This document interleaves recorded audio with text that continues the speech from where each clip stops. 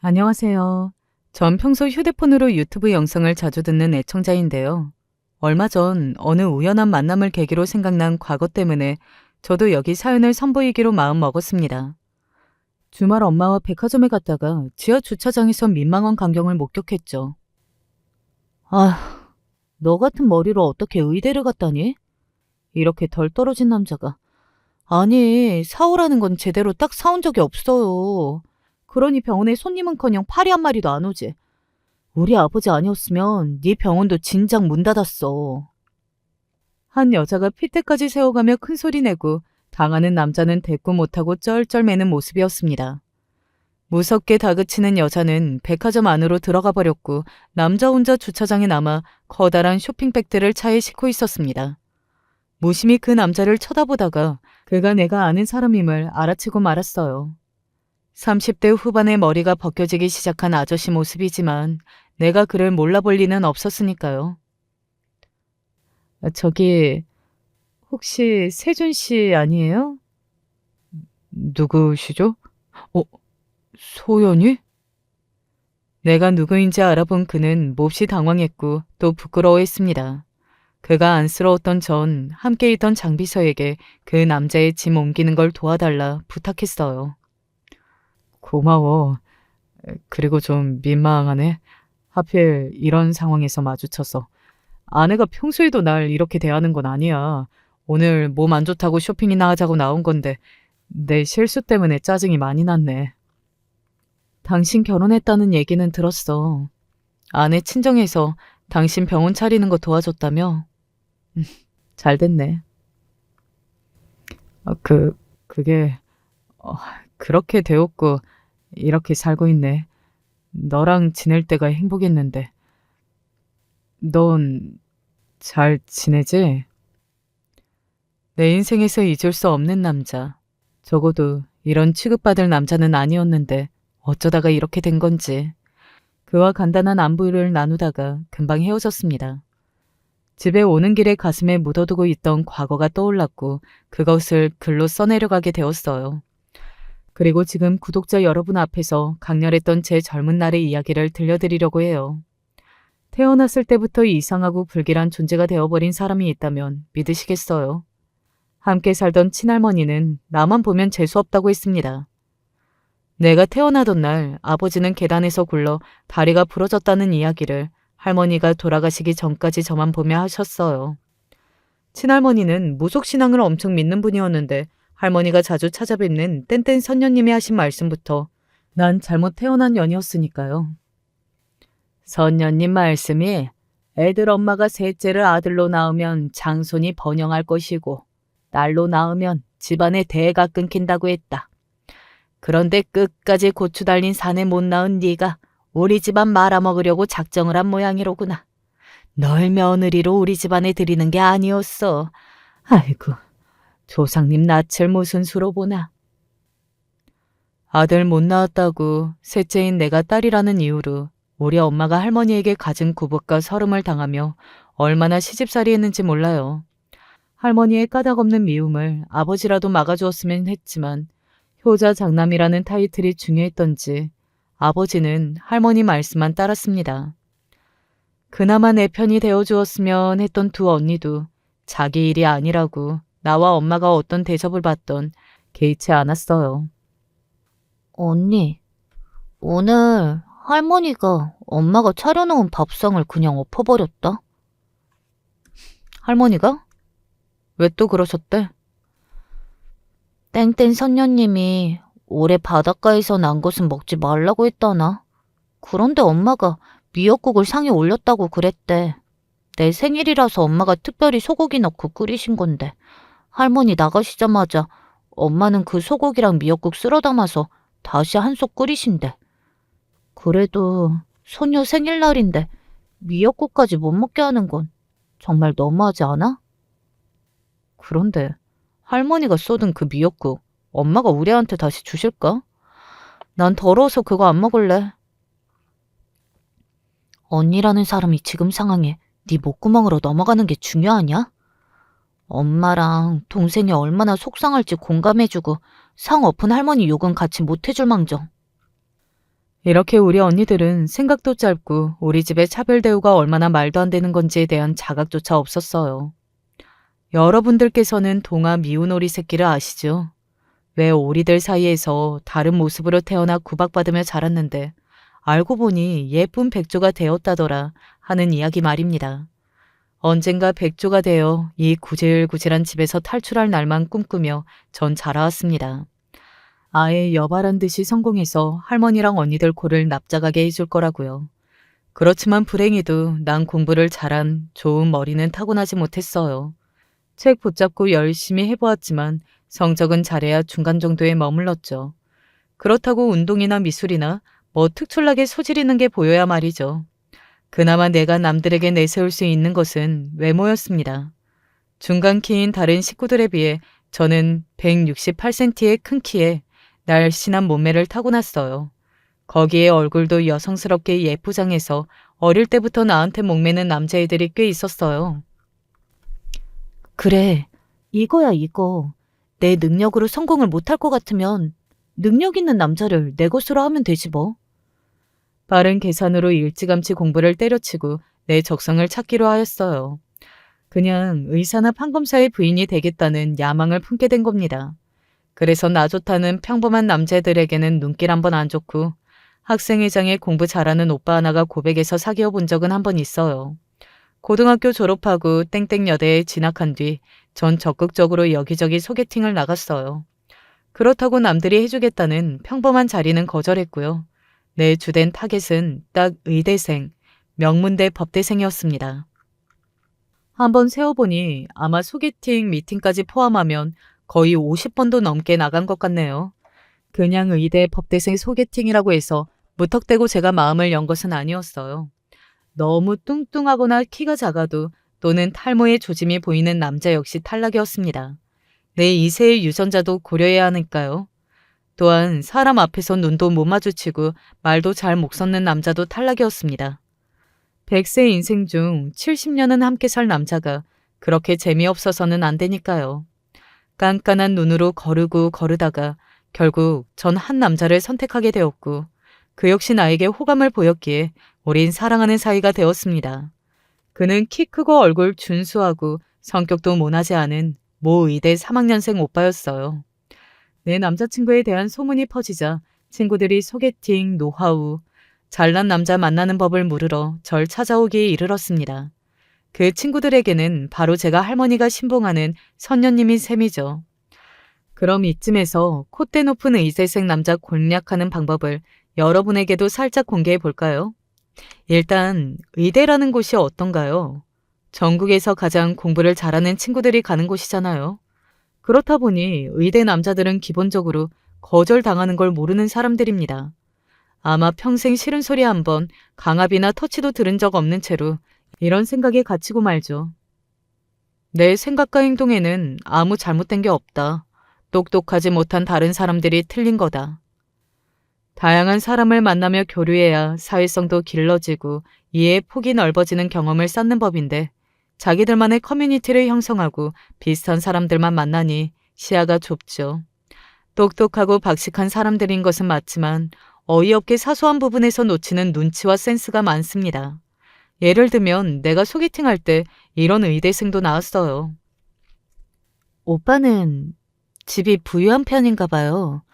명품의 외제차를 대학생이 어떻게 감당하겠어요? 아, 그거? 다 마이너스 통장 만들어서 산 거야. 어차피 이런 대출쯤 한 방에 다 해결될 텐데 뭐.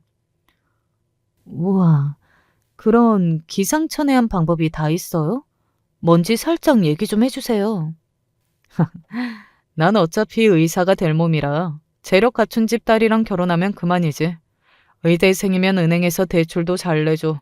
다 그런 세상 이치 때문 아니겠어? 결혼할 여자 얼굴이랑 몸매를 포기하거나 아님 성격을 포기하거나 그럼 아내 쪽 집에서 나한테 돈 대주는 건 당연할 테고. 대신 결혼 전까지는 너처럼 예쁜 애들이랑 적당히 사귀고 즐기면서 풀면 되겠지. 정수리 머리도 휑하고 못생긴 남자가 지 의대생이라는 사실 하나만으로 여자들을 쥐락펴락할 수 있다고 자신만만해야 하는 거죠. 가령 그 남자 말이 맞는 말이라고 쳐도 그게 상대 여자한테 할 소리는 아니잖아요. 그런데 사람 앞에서 해야 할 말, 안 해야 할 말은 구분 못한다든가, 이런 말을 하면 상대가 싫어한다든가, 그런 걸 잘 모르는 거예요. 당연히 전 이 남자의 애프터 신청을 부드럽게 돌려서 거절했고, 다시는 만나지 않았습니다. 내 까다로운 선택을 끝에 만난 남자친구도 결은 다르지만 의대생들이 갖고 있는 생각에는 크게 벗어나지는 않았던 것 같아요. 너 만나기 전부터 소개팅 진짜 많이 해봤지. 거기서 몇 번 여자도 사귀어 봤고, 그런데 올해는 못 가더라. 처음엔 여자의 얼굴이 괜찮아서 만나다가 보면 몸매가 별로거나 또 아니면 성격이 별로거나. 그랬구나. 맞지. 오빠 정도의 남자면 여자친구가 얼굴도 몸매도 성격까지 완벽해야 하는 건데. 그쵸. 역시 소연이는 얼굴만 이쁜 게 아니라 마음도 이뻐. 그래서 네가 마음에 든다니까. 직전에 만난 애는 그래도 6개월 정도는 사귀었는데 얼굴은 진짜 끝내주게 이뻤거든. 김태희 닮았을 정도로. 그런데 하도 내 기분 거슬리게 찡찡대서 결국은 차버렸지. 그 여자친구가 어떻게 했길래요? 자기 생일이다 기념일이다 해서 왜 좋은 곳에 데려가지 않냐고. 보면 데이트 비용도 여자인 자기가 더 내는 것 같은데 그건 아니지 않느냐고. 예뻐서 봐주는 것도 하루 이틀이지. 그렇게 매사 불만인 여자랑 어떻게 계속 만나겠어? 눈치는 어디다 삶아 먹었는지 전 여자친구가 어땠다고 심지어 잠자리까지 별로였다는 이야기를 짓거리는 남자친구를 참아주며 내 솔직한 심정이 튀어나올까봐 노심초사했어요. 어떤 여자도 자기한테 노 하지 않을 걸 아니까 물건 고르듯이 여자를 자기 입맛대로 찾는 그 거만하고 무례한 태도에 비위가 상했죠. 하지만 난 전략적인 여자니까 그런 얘기에 감정적으로 휘둘려서는 안 되었습니다. 어린아이 달래듯 최대한 이해해주는 척 굴면서 정말 아니다 싶은 부분에서는 칼같이 끊어내야 하죠. 한 번은 내 생일날에 남자친구가 급한 시험이 잡혀서 못 만난다고 했는데 알고 보니 그날 친구들과 클럽 가서 처음 보는 여자들과 놀기까지 한 걸 저에게 걸린 적이 있어요. 하지만 아무리 열받았다 해도 절대 내 감정에 치우쳐서 남자를 비난하거나 내 상처를 들먹여서는 안 됩니다. 비련의 여주인공처럼 몹시 상처를 받은 척 연기에 들어갔어요. 오빠에겐 나라는 여자가 만족이 안 된 모양이에요. 내 생일에 오빠한테 요구한 것은 그저 함께 있어주는 것 뿐이었는데 바로 그때 오빠는 클럽에서 다른 여자를 찾았군요. 난 아무래도 오빠에게 부족한 여자 같으니 클럽 여자에게 가세요. 아니야, 네가 부족하기는. 내가 심했다. 미안해. 다시는 안 그럴게. 너한테 상처 주려는 건 아니고 친구들이 억지로 끌고 간 거야. 많이 속상했어? 그냥 나 속상한 건 괜찮은데 내가 오빠에게 부족한 여자인 것만 같고 미안해서. 요즘 저한테 들이대는 선배들도 많거든요. 하지만 남자친구 있다고 다 끊어냈지만요. 내가 실증난 거라면 다른 여자한테 가셔도 돼요. 나도 다른 남자 만나봐야죠. 말도 안 되는 소리 하고 있네. 넌 내 거야. 다시는 너 속이고 이런 짓 안 할 테니까 헤어지자는 말은 하지도 마. 알았지? 날 속이고 클럽 간 놈. 마음 같아서는 뺨이라도 날려주고 싶었지만 꾹 참고 여우처럼 연기하니까 남자친구 스스로 반성하고 다시 안 그러려고 하더군요. 아마 내 성미대로 혼내고 욕했으면 전 여자친구처럼 날 뻥 차버렸겠죠. 보세요, 여러분. 의사 남자를 만나려면 정말 간도 쓸개도 다 내주는 각오로 임해야 한다니까요. 단지 여자 예쁜 외모로 의사 남편을 만든다? 그것도 쌍팔년도 얘기입니다. 요즘 남자들은 정말로 영악하니까요. 술집이건 클럽이건 어차피 예쁘고 몸매 좋은 어린 여자들은 자기들 의사 명함 하나로 넘어올 거라고 믿는 족속입니다. 그리고 결혼은 철저하게 계산기 두드려가면서 하려는 속셈이죠. 그렇다 보니 잘 사는 집 딸도 아니요. 내가 능력 있는 것도 아니니 이렇게 지극정석으로 의대생 남자친구를 의사가 되기까지 제가 열심히 만들어간 거예요. 우리가 만나는 동안 공부로 지쳐있는 남자친구를 다독이고 아르바이트에서 번 돈은 그에게 쏟아부었어요. 늘 바쁜 남자친구의 시간에 제가 다 맞춰주며 만났고요. 대학 졸업하고 직장에 취직한 뒤에는 각자가 너무 바빠서 얼굴 볼 시간도 내기 힘들었어요. 그렇지만 퇴근하고 부랴부랴 집에 와서 단장하고 남자친구가 공부하는 대학교 도서관 앞으로 가서 내가 싸온 도시락으로 함께 저녁을 먹는 것이 우리의 데이트였어요. 남자친구가 과외를 하긴 하는데 의대 책값이 비싸고 자기 용돈하기도 부족하다면서 저에게 자판기 커피를 사주는 것이 유일한 호의랄까요? 의대 등록금이 워낙 비싸잖아. 그거 부담 지우는 것도 우리 집 장남으로서 죄송한데 어떻게 용돈까지 달라고 해. 매번 너한테 데이트 비용까지 책임지게 해서 미안하다. 오빠가 병원 들어가면 맛있는 것도 많이 사주고 너 제일 좋은 옷과 백으로 싹 꾸며줄게. 돈 쓸어 담을 그때까지 좀만 기다려. 그럼요. 오빠 성공할 때까지 기다릴 수 있어요. 그리고 저는 괜찮아요. 가끔 오빠가 사주는 이 아메리카노만으로도 충분히 기쁘거든요.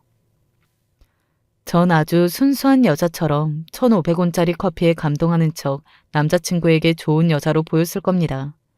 그렇게 10년이었어요.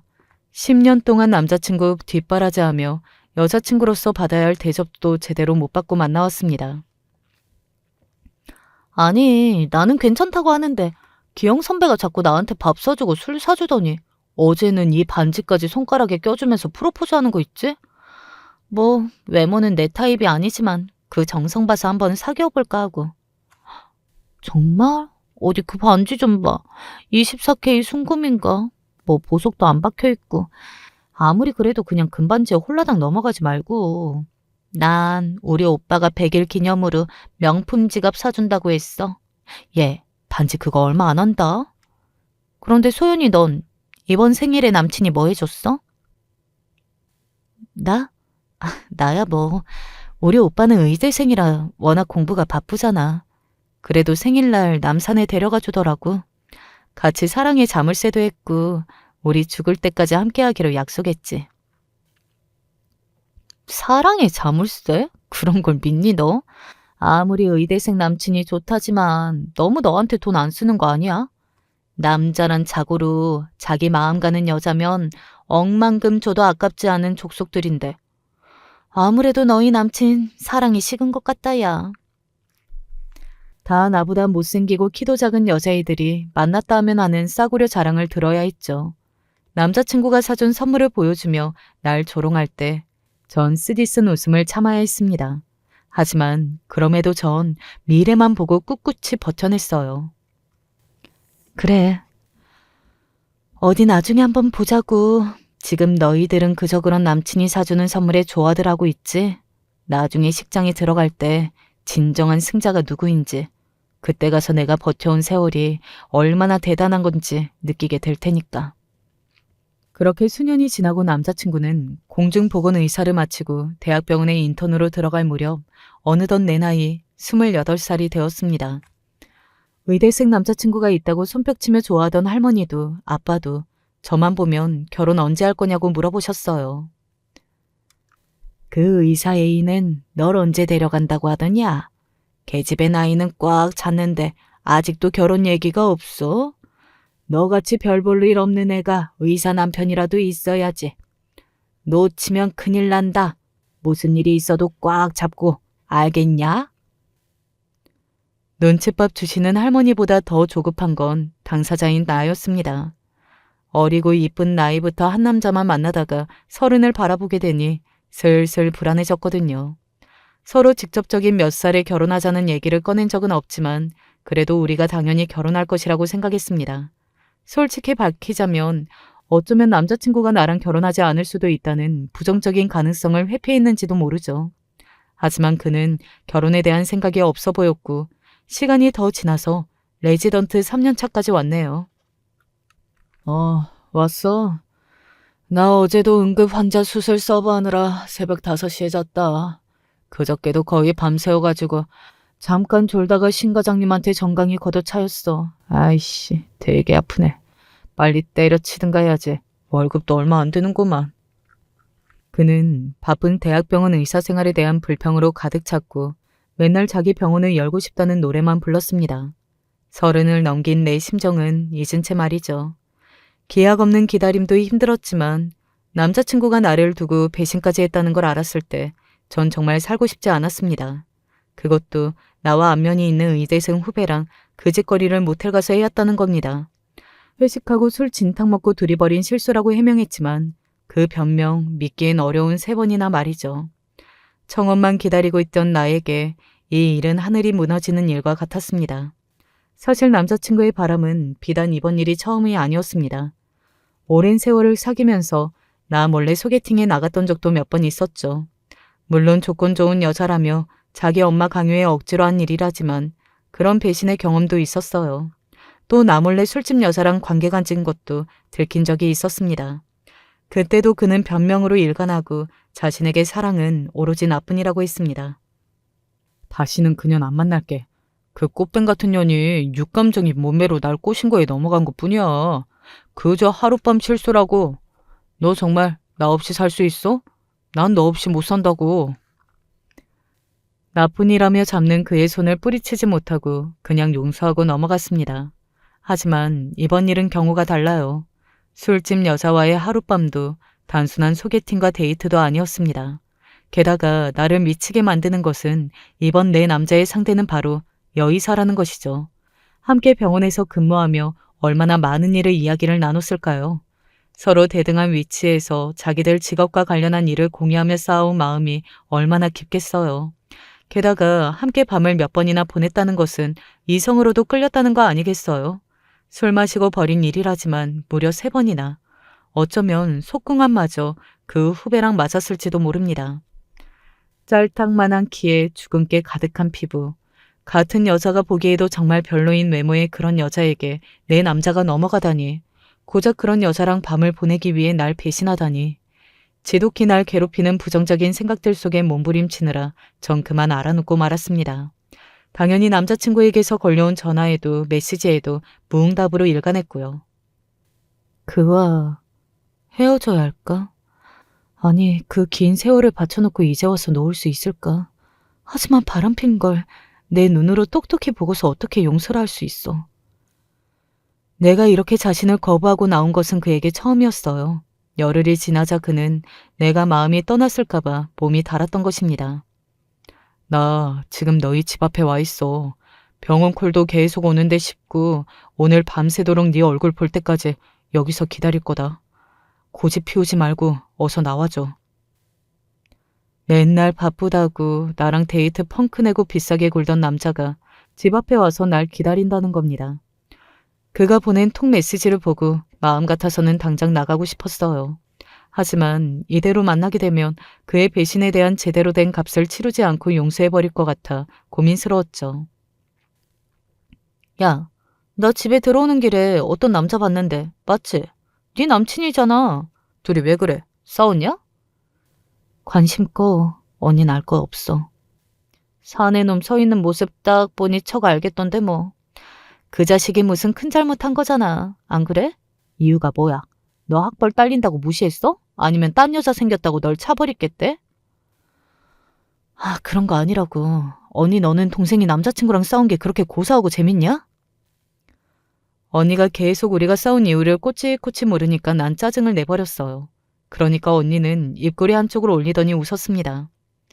그것 봐라. 내 뭐라고 했냐? 너무 급이 안 맞는 사람들끼리 만나면 피곤하다니까. 너처럼 여자 치면 다 구기면서까지 의사 남자 만나는 애들을 이해는 못하겠다. 이번 기회에 그냥 헤어져. 언니 얘기를 듣다 보니 나도 모르게 욱해서 외투를 입고 집 밖으로 나갔습니다. 왜냐고요? 지금 나에게 가장 중요한 게 무엇인지 언니 말을 듣고 깨닫게 되었으니까요. 남자친구의 바람을 이유로 우리가 헤어진다면 친언니를 비롯한 많은 애들이 날 얼마나 비웃겠어요. 이대로 끝낼 수는 없었습니다. 파리한 얼굴에 긴 머리를 휘날리며 달려가 날 기다리던 그의 품에 안겼습니다. 그리고 울면서 그를 원망했죠. 왜 그랬냐고, 날 아프게 했어야 했냐고. 남자친구는 나에게 미안해하며 장미 백송이 다발을 나에게 주었습니다. 그리고 자켓 속에 손을 넣더니 거기서 나온 것은 바로 다이아몬드 알박힌 청혼 반지였어요. 너랑 떨어져 있으면서 고민 많이 했는데 결론은 소연이 너랑 헤어지면 내가 안 될 것 같아. 우리 결혼해서 평생 함께하자. 다시는 널 배신할 일 안 만들게. 몇 년 동안, 아니, 그를 처음 만날 때부터 그리던 청혼을 드디어 받고 말았던 것입니다. 그의 프로포즈를 받으며 나는 영원한 사랑을 약속했어요. 우리를 갈라놓을 뻔했던 그의 더러운 과거는 잊기로 하고 말이죠. 남자가 능력 좀 있다 보면 이런 실수도 할 수 있지. 앞으로 결혼해서 내가 잘 컨트롤하면 여자 문제 없이 지낼 수 있을 거야. 여기 계신 구독자 여러분은 저한테 그러실지도 모르죠. 의사 남편이 뭐 별거라고 여자로서의 자존심 구겨가며 용서해야 하냐고요. 여러분은 저보다 많은 인생 경험을 겪고 오셨으니 그 생각이 맞을 수 있죠. 하지만 그때 전 자신까지 속여가며 남자친구를 다시 받아줬는지도 모릅니다. 제가 손꼽아 기다리던 결혼이었으니 일사천리로 결혼 준비는 잘 진행해 갔습니다. 이미 신혼여행부터 식장, 어떤 스타일의 드레스를 입을지까지 늘 생각하고 있었으니까요. 다만 결혼하는데 큰 장애물이 있었으니 그건 예비 신랑의 어머니였습니다. 오랫동안 사귄 만큼 한두 번쯤 남자친구의 가족을 만났을 법도 하건만 그러질 못했어요. 저는 그의 가족이 궁금해서 뵙고 싶어 했지만 예비 신랑이 핑계를 대며 미뤄왔기 때문이죠. 그리고 처음 예비 시댁에 가서 인사를 드렸을 때 날 보자고 하지 않으신 그 이유를 알 수 있었습니다. 오늘 이 자리는 아들이 고집을 피워서 잡은 약속이지. 내 마음 같아서는 널 집에 들이고 싶지도 않아. 평생 네가 잘못됐다 소리 한 번 안 하고 커온 훌륭한 아들이 처음으로 엄마를 실망시키네. 사람 면전에 대놓고 내가 탐탁지 않다고 말씀하시는 어머님을 보니 정말 난감했습니다. 자기 중심적인 의사 남자친구를 다루는 일과는 전혀 다른 차원이었죠. 내가 잘해드린다고 열심히 한다고 해서 날 좋아하실 것 같지 않았거든요. 이미 타고난 지방과 재력 그리고 사회적 명성 중 어느 것도 갖추지 않은 평범한 여자가 자기 아들과 결혼한다는 사실 자체를 받아들이지 못했습니다. 우리 아들이 강남의 성형외과 개업하고 싶어 하는 건 알죠? 그쪽이 그 병원 보증금이라도 마련할 수 있으면 또 내 마음이 변할지 모르지. 무리해서라도 예비 시모의 요구를 들어주고 싶었습니다. 하지만 대강 알아봐도 병원 보증금은 몇 억을 호가했어요. 절대로 내가 만들 수 없는 금액이었습니다. 다행인 것은 예비 신랑이 나와 결혼하기로 굳게 마음을 먹었다는 점이었어요. 어머님의 반대에도 불구하고 우리는 결혼 준비를 해나갔습니다. 예비 신랑은 학자금 대출도 있었고 그동안 모은 월급도 얼마 되지 않아서 신혼집을 마련할 사정도 안 된다고 분명히 했습니다. 하는 수 없이 제가 모아놓은 결혼 자금에 맞춰 전셋집을 구하기로 했어요. 보통 남자들이 집을 해온다지만 내 경우 남자 쪽에서 집은커녕 병원 보증금을 요구하는 경우다 보니 불평을 할 수도 없었어요. 이것들 봐라. 어머님이 반대하는데도 식장을 예약했다 이거지? 아 좋아. 네가 정의병원 차리는 걸 못 도와준다면 신혼집에 들어가는 가구부터 해월 예단은 격에 맞춰야 할 것이야. 예비 시모가 내민 종이에 빼곡히 적힌 것은 고가의 혼수와 예물 예단 목록이었습니다. 생각 이상으로 고가이고 많은 물품이었지만 그것까지는 차마 거절할 수 없었어요. 내가 가진 돈으로는 부족해서 어디에라도 도움을 요청해야 했습니다. 하지만 이런 사정을 얘기하며 돈 빌려달라고 언니들이나 친구들에게 말하면 돌아올 반응은 뻔하죠. 거 봐라. 뱁새가 황새 쫓아가다가는 가랑이 찢어지는 법이라고. 네가 무슨 의사랑 결혼한다고. 여자 자존심도 있지. 뭐하러 시모 갑질까지 들어주면서까지 그런 억지 결혼을? 야야, 그냥 끝내버려. 그런 결혼 따위. 의사 남친을 가진 걸 배아파하는 그들에게 쉽기 딱 좋은 안주거리를 던지는 셈 아니겠어요. 그렇다고 혼자 끙끙 소가리하며 어디까지 시모의 요구를 들어주고 어디서 현명하게 끊어내야 할지 그 방도를 난 알지 못했습니다. 이런 저를 걱정해주는 사람은 오직 우리 엄마뿐이었습니다. 소연아, 결혼 준비하는 게 많이 버겁지. 의사 아들 키운 집이라 요구하는 게 많을 거야. 네가 번 돈으로 어려우면 언제든 엄마한테 얘기하렴. 엄마 그럴 힘이 있어. 엄마도 참 그런 걱정 붙들어 매셔요. 내가 결혼만 해봐. 우리 엄마 용돈도 많이 드리고 호강도 시켜드릴게. 김서방이 얼마나 나한테 잘해주는데. 저도 그간 직장 생활하면서 돈 꽤 모았어요. 그러니까 엄마 돈은 엄마 하고 싶은 거 사세요. 세상에서 유일하게 내 편인 분, 마음씨 고운 우리 엄마에게 내 결혼 부담까지 안기고 싶지 않았습니다. 안 그래도 남편과 자식들만 챙긴다고 자기 속옷 한 장도 제대로 안 사고 꼼에서 입는 분이세요. 그런데 내가 예비 시댁에서 겪는 일 자세히 아시면 우리 엄마 속이 얼마나 찢어지겠어요. 절대로 엄마에게 내 어려움을 티내지 않기로 했지만 엄마는 어떻게 또 내가 힘든 상황에 놓인 걸 알아채신 모양이었습니다. 으이그 고집불통. 자, 이거 보태서 요긴 한 대 써라. 엄마가 저에게 주신 돈은 무려 1억이었습니다. 우리 엄마한테 이렇게 큰 돈이 어떻게 있는지 깜짝 놀라 물었어요. 엄마, 내가 다 알아서 할 수 있다니까. 그런데 이 돈 어디서 났어요? 걱정되게 어떻게 이런 거금을 저한테 주시냐고요. 예전에 외할아버지 돌아가시면서 유산으로 받은 걸 통장에 뒀다 주는 거니까 걱정 마. 엄마가 어디서 훔쳤겠니? 그리고 의사 아들 보내는 부모 마음이라는 게 또 있어. 행여나 예비 시부모님이 섭섭하게 하더라도 네가 이해해. 1억으로 부족하면 엄마한테 더 얘기하고. 알았지? 하늘이 무너져도 솟아날 구멍이 있다더니 뜻하지 않게 엄마가 주신 돈으로 전 위기를 벗어날 수 있었습니다. 겨우 예비 시모가 요구하시는 것들을 맞춰드렸지만 그분 갑질은 여기서 끝나지 않았어요. 결혼식 장식에 모시는 손님들, 하다못해 당일 혼주 화장까지 일일이 요구하고 간섭하는 일이 잦았습니다. 눈물을 흘리지 않는 날이 없을 만큼 예비 시모 때문에 속이 찢어지고 몇 번이나 결혼을 물을까도 고민했지만 전 이렇게라도 의사사모가 되어야 했습니다. 날 바라보는 언니들의 질투 어린 시선, 속물이라고 뒤에서 욕했던 대학 동기 여자애들.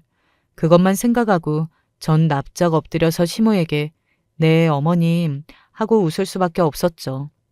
여러분, 이런 제가 정말 속물이고 이상한가요? 햇수로 10년 가까이 만나면서 내 청춘을 바쳐온 남자입니다. 이런 남자와 결혼하기 일보 직전인데 예비 시모 때문에 어떻게 여기서 포기해요. 여러분 같으시면 의사 남편이 포기되시겠냐고요. 이렇게 받는 결혼 부담을 막상 예비 신랑에게도 상의하지 못했습니다. 그는 그대로 자기 병원 개업하는 문제로 골치 아파했거든요. 병원 들어갈 상가 보증금 마련하느라 엄마 이름으로 겁나 대출 들었다네. 엄마가 나만 보시면 욕을 하는 거야. 그러니까 돈 많은 집 딸과 결혼할 것이지 그지 깽깽이 같은 여자한테 발목 잡혀서 왜 아들 빚까지 감당해야 하냐면서. 의대 가면 아들 덕에 팔자 필 줄 알았는데 이게 무슨 꼴이냐고. 아우성이다 아주. 뭐? 내가 그지 깽깽이라고 하셨어? 아무리 그래도 그렇지. 그런 말을 어떻게 내 앞에서 서슴지 않고 말할 수가 있어요? 뭐 그냥. 야, 나도 힘들어서 그런다. 내 아내 될 여자가 힘든 남자 마음도 헤아리지 못하냐? 압구정이나 신사역 부근에 차리고 싶었는데 돈이 없어서 경기도까지 가야 하니 하도 답답해서 그러지. 남양주가 뭐냐 남양주가. 이날은 우리가 만난 지 10주년이 된 것을 기념하는 자리라 제가 특별히 좋은 레스토랑까지 예약했단 말이죠. 내가 사주는 비싼 스테이크에 와인까지 먹어가며 예비 신랑은 자기 불평불만만 계속 토로했어요. 서울 외곽이라지만 그래도 신도시잖아요. 오히려 그런 곳에 차리는 게 병원은 더 좋을 수도 있어요. 강남 쪽은 이미 성형외과 포화 상태니까. 굳이 자기까지 가서 차리면 경쟁이 치열해서 힘들 테니 좋게 생각해요. 이렇게 힘들게 결혼 준비하던 어느 날 전 믿을 수 없는 소식을 듣고 말았습니다.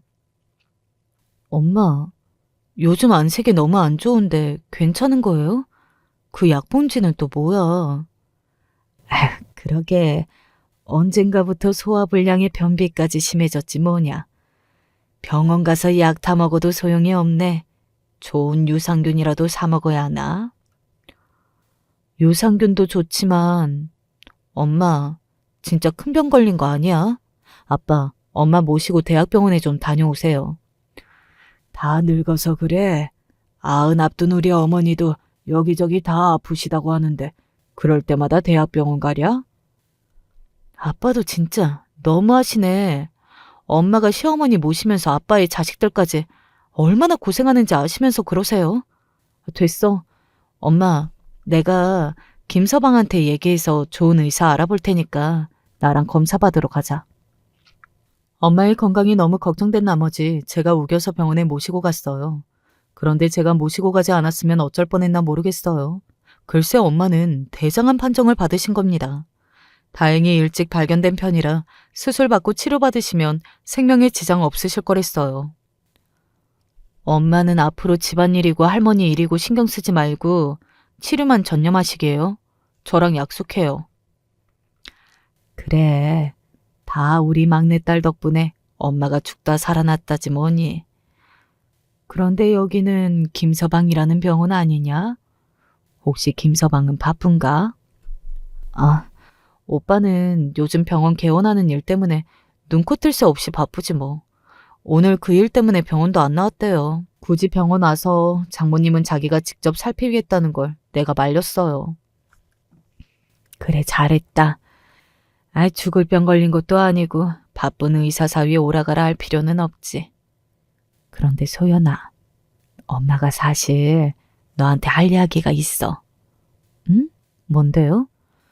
그동안 우리 가족은 물론 모두에게 비밀로 하고 있었는데 엄마가 큰일 겪고 나니까 나 혼자 묻을 일이 아니다 싶더구나. 아, 너 고등학교 때인가? 엄마가 우겨서 산 주말 농장 있지 않아? 기억나요. 아빠가 무슨 남양주 시골에 땅을 사서 주말마다 농사 지으러 다니냐고 맨날 뭐라 하셨잖아요. 그런데 거기가 왜요? 3년 전에 엄마가 어디서 전화를 받았는데 글쎄. 김서방 전화다. 아휴, 또 장모님 걱정돼서 한 모양이네. 엄마, 잠시만요. 엄마와 대화하던 와중에 예비 신랑에게서 걸려온 전화를 받았습니다. 예비 신랑은 해 떨어지기도 전인데 벌써 술에 잔뜩 찌들은 목소리로 날 찾았어요. 하는 수 없이 전 그를 데리러 술집에 갔습니다. 우리 엄마 대장암 판정받고 자기네 병원에 입원하신 건 알죠? 그런데 당신은 지금 술집에서 왜 이러고 있는 거냐고. 나 어제도 우리 엄마랑 싸우고 나왔어. 다 너랑 결혼한다는 사실 하나만으로 이렇게 되어버렸다. 우린 왜 만나서 이렇게 서로가 힘이 드냐? 술에 취해서 우리는 만나지 말았어야 한다고 진심인지 술주정인지 모를 말을 들으며 전 그를 부축해서 택시로 시댁에 왔습니다. 내 아들이 이런 적 한 번 없는 애인데 이게 다 너 때문이다. 너 때문. 혼자 힘들게 예비 신랑을 부축해서 시댁 거실 소파에 눕혀놓고 나오는데 시모는 저한테 대고 이렇게 말씀했습니다. 왈칵 눈물이 났어요. 내가 뭘 그렇게 잘못했다고? 이렇게나 최선을 다하고 있는데 다들 왜 이러는 건지. 예비 신랑에게 더 서운했던 점은 우리 엄마가 대장암 치료받는 와중에 전혀 도움을 주지 않았다는 것입니다. 지가 의사면서 자기가 근무했던 병원이라 엄마 담당 의사도 아는 사이면서 잘 부탁한다는 말 한마디도 안 했더라고요. 아무리 의사 사모가 되는 게 목표라지만 내 인내심은 끝을 향해 겨우 버티고 있었습니다. 그리고 결혼을 한 달 앞둔 시점에 예비 신랑의 성형외과 개원식이 되었어요. 치료를 잘 마치고 태어난 친정엄마와 같이 개원식을 축하하러 병원에 갔습니다. 하지만 우리를 보고도 본침한 채 인사 없이 예비 신랑은 자기 지인들과 가족만 챙겼습니다. 나도 그랬지만 우리 엄마는 얼마나 뻘쭘하셨겠어요. 엄마, 아무래도 김서방 많이 바쁜 모양이다. 우리 조금만 있다가 집에 가는 게 낫겠어요. 아휴, 결국 왔네. 어떻게 여기까지 올 생각을 다 하셨어요? 대장암 걸리셨다면서요? 네, 그랬는데 우리 딸이랑 예비 사이가 신경 써준 덕분에 치료 잘 마쳤습니다. 사부인께서도 마음속으로 빌어주셔서 감사드려요. 뭐 마음속으로 빌긴요. 병원에 한번 찾아뵌다 하면서 제가 워낙 하는 일이 바쁘다 보니. 어쨌든 퇴원은 축하드려요. 그런데 어떠세요? 내 아들 병원을 직접 본 소감이. 예, 뭐 경사스러운 일이고 사위가 자랑스럽고 또 아들 잘 두신 사부인께도 축하드리고요. 아니 그런 것 말고 현실적으로 말이죠. 애들이 같이 살고 싶다고 하니 어떻게 결혼식을 밀어붙이고 있는데 난 아직도 잠을 못 잔답니다. 애네들의 학벌이면 능력 차이는 그렇다 쳐도 집안까지 이건 너무 차이 나지 않나요? 아니 뭐 수준이 맞아야 잘 살지. 어머님, 저희 어머니 태어나신 지 얼마 안 되셨는데 그런 말씀이시라면 저랑 하시죠. 넌 어차피 내 아들 꽉 잡고 의사 사무 되는 게 목표인 여자 아니야? 내가 알아듣도록 얘기하고 힘들게 굴어도 끝까지 버티는 독한 년. 사부인은 내가 무슨 말하는지 알아들으시죠? 아니 그쪽이랑 우리랑 집안부터 급 차이가 나도 너무 나는데 이 결혼은 없던 일로 하자고. 두 주먹을 꽉 쥐며 예비 시모의 망언을 감내했지만 더 이상 참고 들을 수 없었습니다. 겨우 인내심이 바닥나서 그런 말 말라고 시모에게 맞붙으려던 찰나. 아휴, 갑자기 우리 엄마가 박장대소를 하시는 게 아니겠어요? 예비 시모의 망언에 화를 내도 모자랄 판에 크게 웃으시니까 전 오히려 겁이 났습니다. 엄마, 왜 그러세요? 갑자기 왜 웃으셔? 엄마의 박장대소의 병원에 있던 모든 자들의 시선은 우리에게 쏠렸는데 더 기가 막힌 건 엄마의 말씀이었어요. 듣자 하니까 이 옆였네. 진짜 세상 무서운 줄 모르고. 이봐요. 여기 지금 이 상가 건물이 누구 것인 줄 알아? 이거 건물 전체가 다 내 거야. 누가 감히 급 차이를 논하는데? 김서방, 이 병원에 자네 병원 열 수 있게 된 게 누구 덕분인지 아나? 사실 자네 모친이 날 찾아와서 협박하며 말하더군. 우리 소연이를 며느리로 받아주려면 나보고 병원 보증금을 알아서 맡아달라고. 그래서 내 건물 중에 비어있는 이 상가를 내주기로 한 거야. 물론 사부인이나 내 가족 누구도 이 건물이 내 것인 건 까맣게 몰랐겠지만. 몰랐습니다. 그게 정말입니까? 그럼 이 건물 전체가 장모님 소유라는 말씀이세요? 엄마, 보증금은 엄마가 대출받아서 구해주신 거라고 했잖아요. 예비 시모는 꿀먹은 벙어리처럼 아무 말도 하지 못했어요. 돈 없는 집딸이라고 날 무시하고 별소리를 다 하던 분이 실은 우리 엄마가 건물주라니 나도 믿기 어려운데 예비 시모는 또 어떻겠어요. 그리고 세상에 이런 드라마 같은 일이 또 있습니까?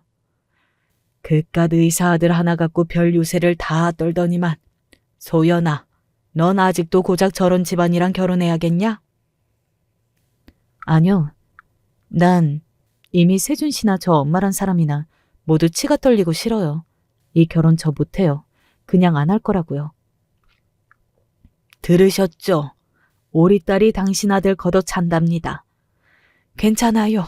내가 건물주인데 돈 없는 집안 자식한테 시집을 보낼까? 여기에 있던 병원 몇 개나 드릴 수 있는데. 자네, 앞으로 여기 병원 월세 한 번이라도 밀려봐. 내가 어떻게 나오나. 가자 소연아.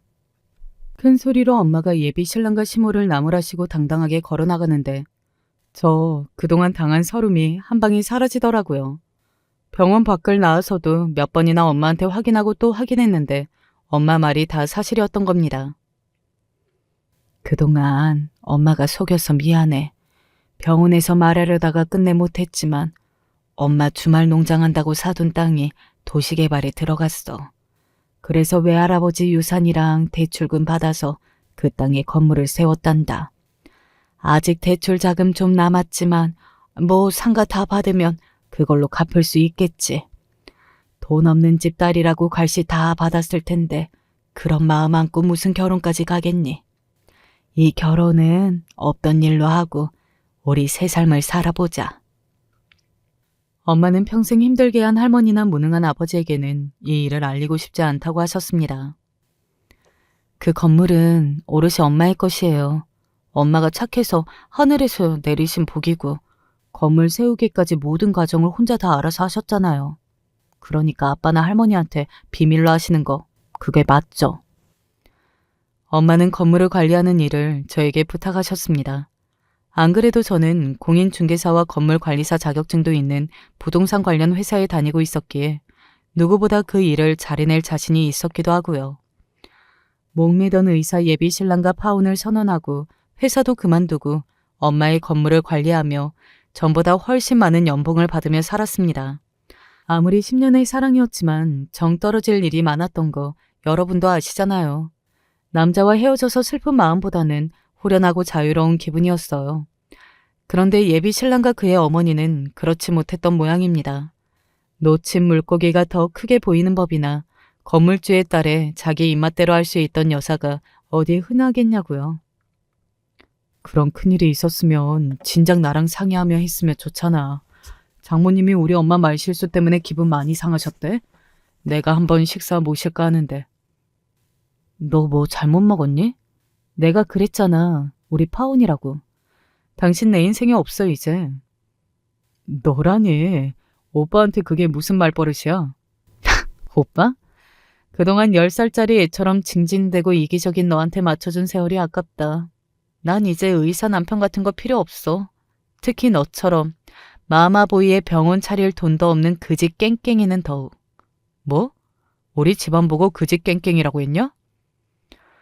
자기들이 우리 집 보고 했던 말 고스란히 되돌려주며 전 남자친구의 사정에도 끝내 매몰차게 차버렸습니다. 그렇게 콧대 놓게 굴던 예비 시모도 우리 엄마한테 연락해서 거칠애로 사과하고 저한테도 살살 기더군요. 아무리 그래도 너 우리 세준이랑 10년을 만났어. 그런데 어디서 우리 아들만한 남자 새로 어떻게 구하겠니? 내가 실수했던 건 없던 일로 하고 우리 앞으로 깔끔한 고부 사이로 지내자꾸나. 누구 마음대로 고부 사이예요. 상처는 다 어머님하고 세준 씨가 줬는데 싫다는데 왜 구질구질하게 연락하시냐고요. 전요. 당신 아들같이 징징대는 남자 딱 질색이에요. 그런 남자 폐기 처분할 테니 덜 떨어진 다른 여자 구해보세요. 수백억 자산가인 엄마 밑에서 유산만 해도 그게 얼마야. 지금 건물 관리하며 받는 월세 쓰고 살기도 바쁜 제가 뭐하러. 결혼? 남자? 다 필요 없죠. 건물주의 딸로 살며 누구 눈치 볼 필요 없이 사니까 세상이 달라지고 자신이 당당해지더라고요. 우리 건물에 들어왔으니 한동안 불편하게 전 남자친구와 마주쳐야 했지만 무슨 상관이겠어요. 하루라도 병원 월세 밀리면 까칠하게 독촉했고 병원 복도 청소가 제대로 되어 있지 않으면 까다롭게 잔소리했습니다. 이젠 어쩌다 그를 마주쳐도 고개 하나 눈짓 하나 흔들림 없이 도도하게 지나쳤어요. 나는 조금의 미련도 남지 않았거든요. 그런 나를 보고 고개를 푹 숙이며 한숨 쉬던 건 오히려 그였습니다. 그는 한동안 나에게 연락하고 집 앞에서 기다리는 진상짓 했지만 그럴수록 전 더 그가 진절머리 났어요. 더 이상 나와 마주치고 지내는 게 껄끄럽던지 그는 1년 만에 임대차를 해지하고 다른 곳으로 병원 이전한다고 했습니다.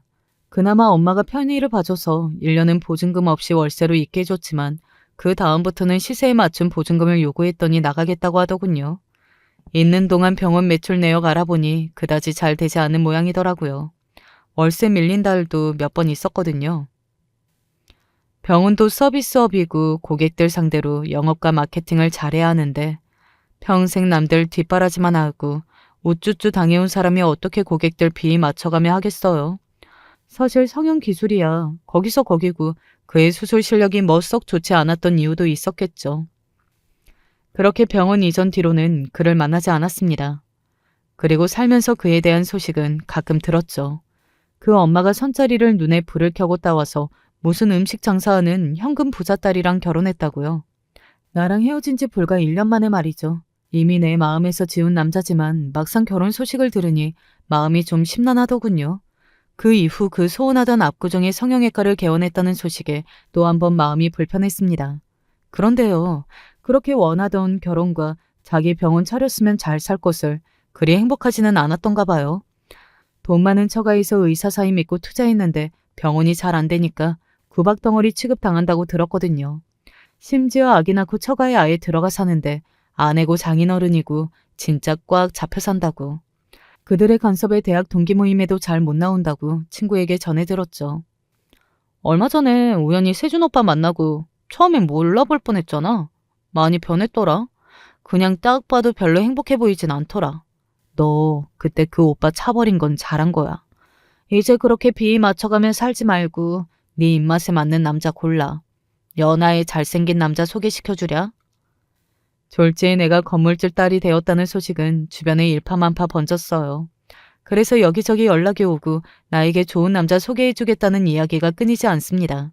그 남자들 중에는 전문직 의사는 물론 변호사, 사업가, 심지어 검사도 있었죠.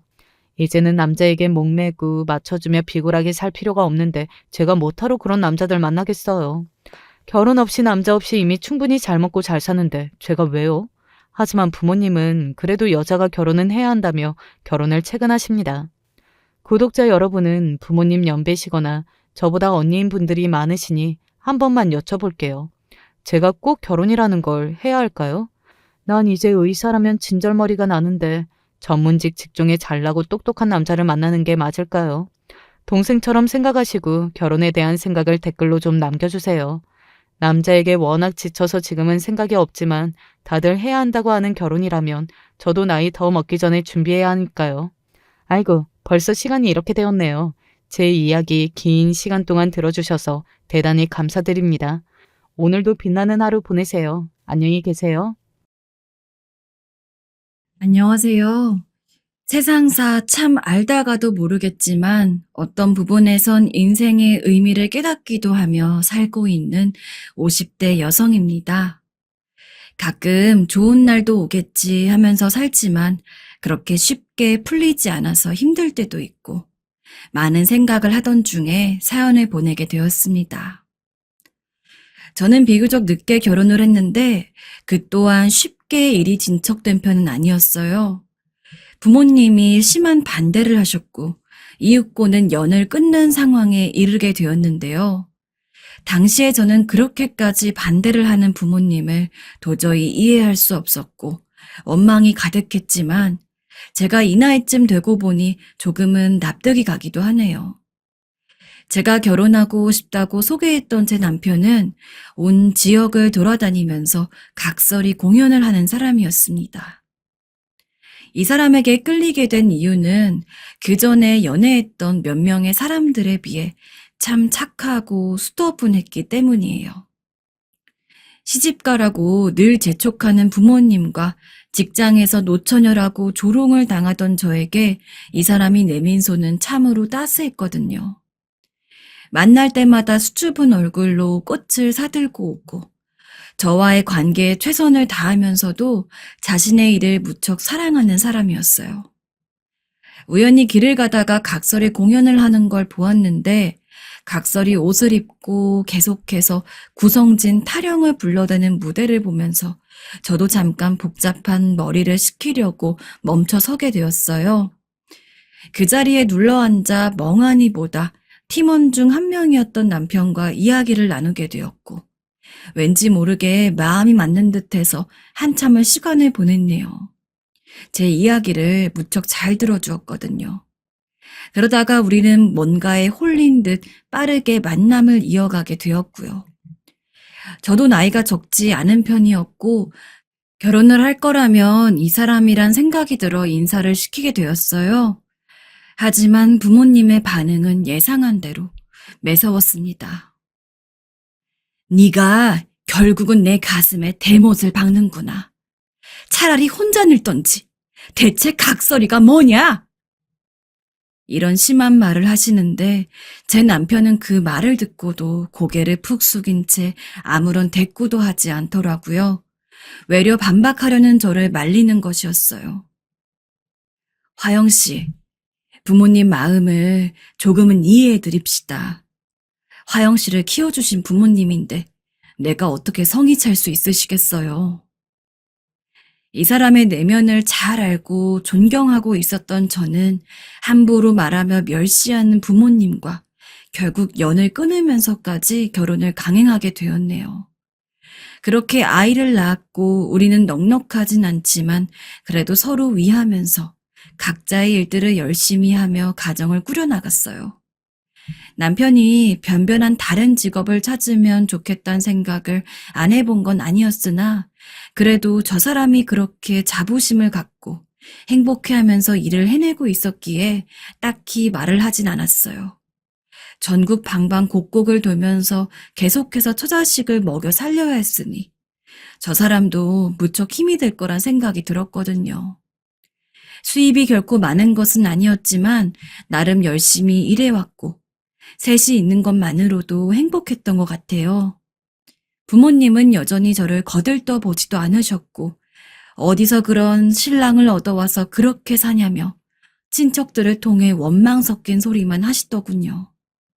나중에 크게 후회할 거라고 하시는데 그 말을 듣기가 괴로워서 모든 친척들과 거리를 두고 지내게 되었어요. 그러던 어느 날 남편 입으로 각설이를 그만두겠다고 말하게 된 충격적인 일이 벌어지게 되었습니다.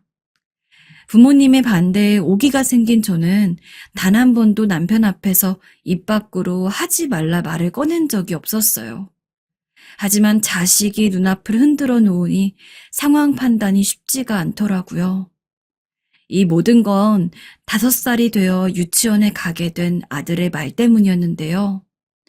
동네 친구들과 무리지어 놀기도 하고 가끔씩 아빠가 데려다 주기도 했는데 지방으로 공연을 가느라 몇 번이나 각설이 차림을 하고 갔던 아빠의 모습을 친구들이 기억하고 있었나 봅니다. 사실 저도 막연히 주변의 눈을 생각하긴 했지만 당시에 경제적으로 여유가 없어 맞벌이를 하느라 새벽같이 출근을 하다 보니 제가 데려다 줄 시간이 없기도 했어요. 그러다 보니 남편이 각설이 차림으로 아이를 데려다 주고 즉각 공연을 하러 가기도 했는데 그걸 보고 일이 터지게 된 겁니다. 겨우 일찍 퇴근해서 아이를 데리러 갔던 날, 눈물로 범벅이 된 아들이 저에게 하는 말을 듣곤 다리에 힘이 빠져버렸어요. 엄마, 영훈이가 우리 아빠는 거지래. 거지가 뭐야? 애들이 자꾸 놀려. 아이가 한마디 한마디씩 힘겹게 잇는 말이 너무 가슴 아프게 느껴졌습니다. 저도 그저 반사적으로 아이에게 답하는 수밖에 없었어요. 우리 아들 속상했겠구나. 근데 아빠는 거지가 아니야. 영훈이가 잘못 말한 거야. 그러자 돌아온 답은 더욱 가관이었어요. 정말 눈에 핏줄이 곤두설 정도로 분노가 치밀더군요. 정말 어쩌면 이런 일이 있을 수 있는 건지. 영훈이네 엄마가 그랬대. 우리 아빠 거지니까 놀지 말래. 나 때문에 유치원도 안 올 거래. 나는 친구들이랑 놀고 싶은데 어떻게 해? 이럴 수가 있는 건가요? 행색이 초라한 아빠를 두었다고 이제 막 5살밖에 안 된 애들한테 저런 소리를 하다뇨. 그 더운 날 저는 아이를 등에 업고 땀인지 눈물인지 모를 것을 삼키면서 집으로 돌아왔어요. 혼자 가슴에 묻으려고 생각도 해봤지만 당장 아들이 유치원을 다니는 자체가 왠지 눈치 보일 것 같았고 가서 아이 엄마를 붙잡고 싸워야 하는 건지 답이 나오지 않았습니다. 아들이 이렇게 상처를 받은 사실을 결국 어찌해서건 남편에게 알리기는 해야 될 것 같더군요. 마치 입안에 모래를 씹는 것 같은 느낌으로 힘들게 털어놓았습니다. 이야기를 들은 남편의 표정은 정말이지 너무나 서글프고 처연했어요. 축 처진 어깨로 힘없이 대답을 하는 모습을 보며 저도 엉엉 울어버렸네요. 그래, 이 일을 언제까지 할 수도 없을 거라고 생각했어. 우리 윤호를 위해서라도 어디 내놓을 수 있는 아빠가 되어야지, 여보. 여보, 당신 정말 괜찮겠어? 나는 괜찮아. 미안해, 내가. 겨우 웃어 보이는 남편의 표정은 제 가슴을 세차게 뒤흔들었어요. 당시 아이가 받은 상처가 남편에게 크게 작용했던 것인지 생각보다 무척 빠르게 일들을 진행했습니다. 옆에서 지켜보는 것이 미안하고 괴로울 정도로 처리를 해나갔어요. 집에 있던 각설이 공연 용품들과 의상들을 하루 날 잡아서 전부 치우고 봉투에 담아서 정리를 하더니 다 내놓더군요. 하나씩 그렇게 제 손으로 처분을 하는 남편의 뒷모습을 보며 참 많은 생각들이 오갔습니다. 이 사람과의 결혼을 반대했던 부모님, 그리고 이제 그게 내 아이에게까지 내려와서 어떤 모습으로건 상처가 되었다는 사실에 정말 많은 상념들이 오갔어요. 하지만 결국 중간에서 남편은 굳은 결심을 했고 그것을 진행하기 위해 묻어난 애를 썼어요. 공연 다니던 중 알게 된 사장님이 있는데 식당 개업을 해서 체인점까지 두고 잘 되시더라고. 들리는 이야기로는 안정적이라고 해서 나도 늘 생각은 하고 있었어. 언젠가는 이런 날이 올 것 같았는데 그게 지금인가 봐, 여보. 식당 한번 해보자, 우리. 열심히 하면 우리 식구 잘 살 수 있을 거야. 그렇게 우리가 조금씩 모아둔 적금들을 가지고 남편은 체인점 상담을 받기 시작했고 밤낮으로 따라다니면서 준비를 하더군요. 저도 같이 가서 설명을 듣고 준비를 한 다음 우리는 식당을 차리게 되었습니다. 기존에 살던 동네에서는 우리 가족 모두 상처를 많이 받은 상태였기에 옆 동네로 이사가서 개업을 했는데 역시나 이미 인지도가 조금 있는 곳이라서 그런지 장사가 조금씩 되었어요. 우리 부부 모두 이쪽을 잘 모르긴 했지만 초반에 끌어주시는 남편의 지인 사장님의 지도에 열심히 읽어나갔죠.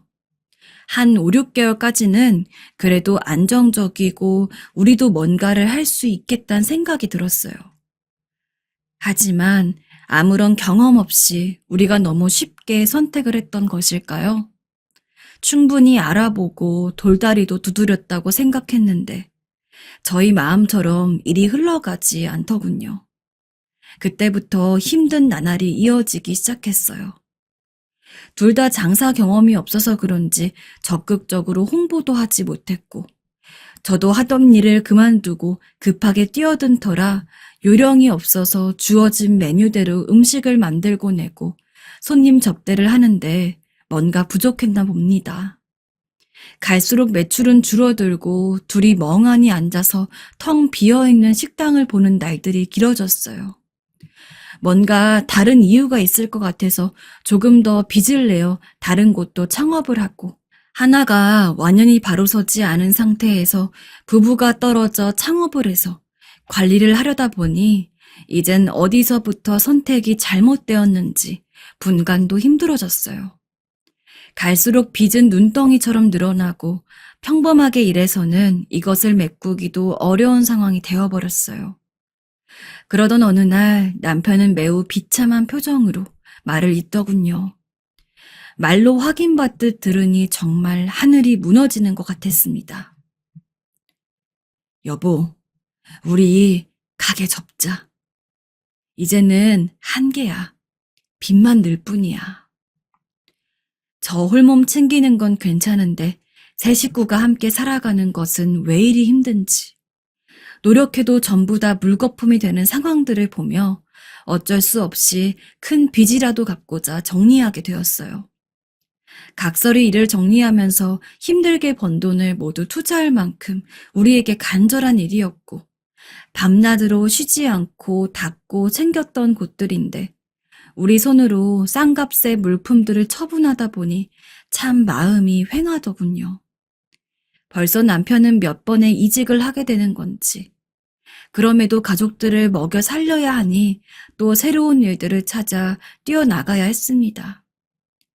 저도 다시 일터로 나가게 되었지만 아이가 자라 초등학생이 되었고 신경 쓸 게 많다 보니 온전히 경제 활동에만 집중할 수 없었어요.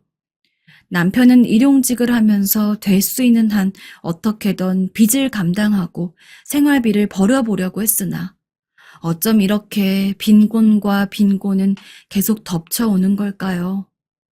집을 줄여서 이사를 갔기에 월세를 내면서 살고 있었는데 그간의 빚을 갚느라 월세도 밀리기 일쑤였던 것입니다.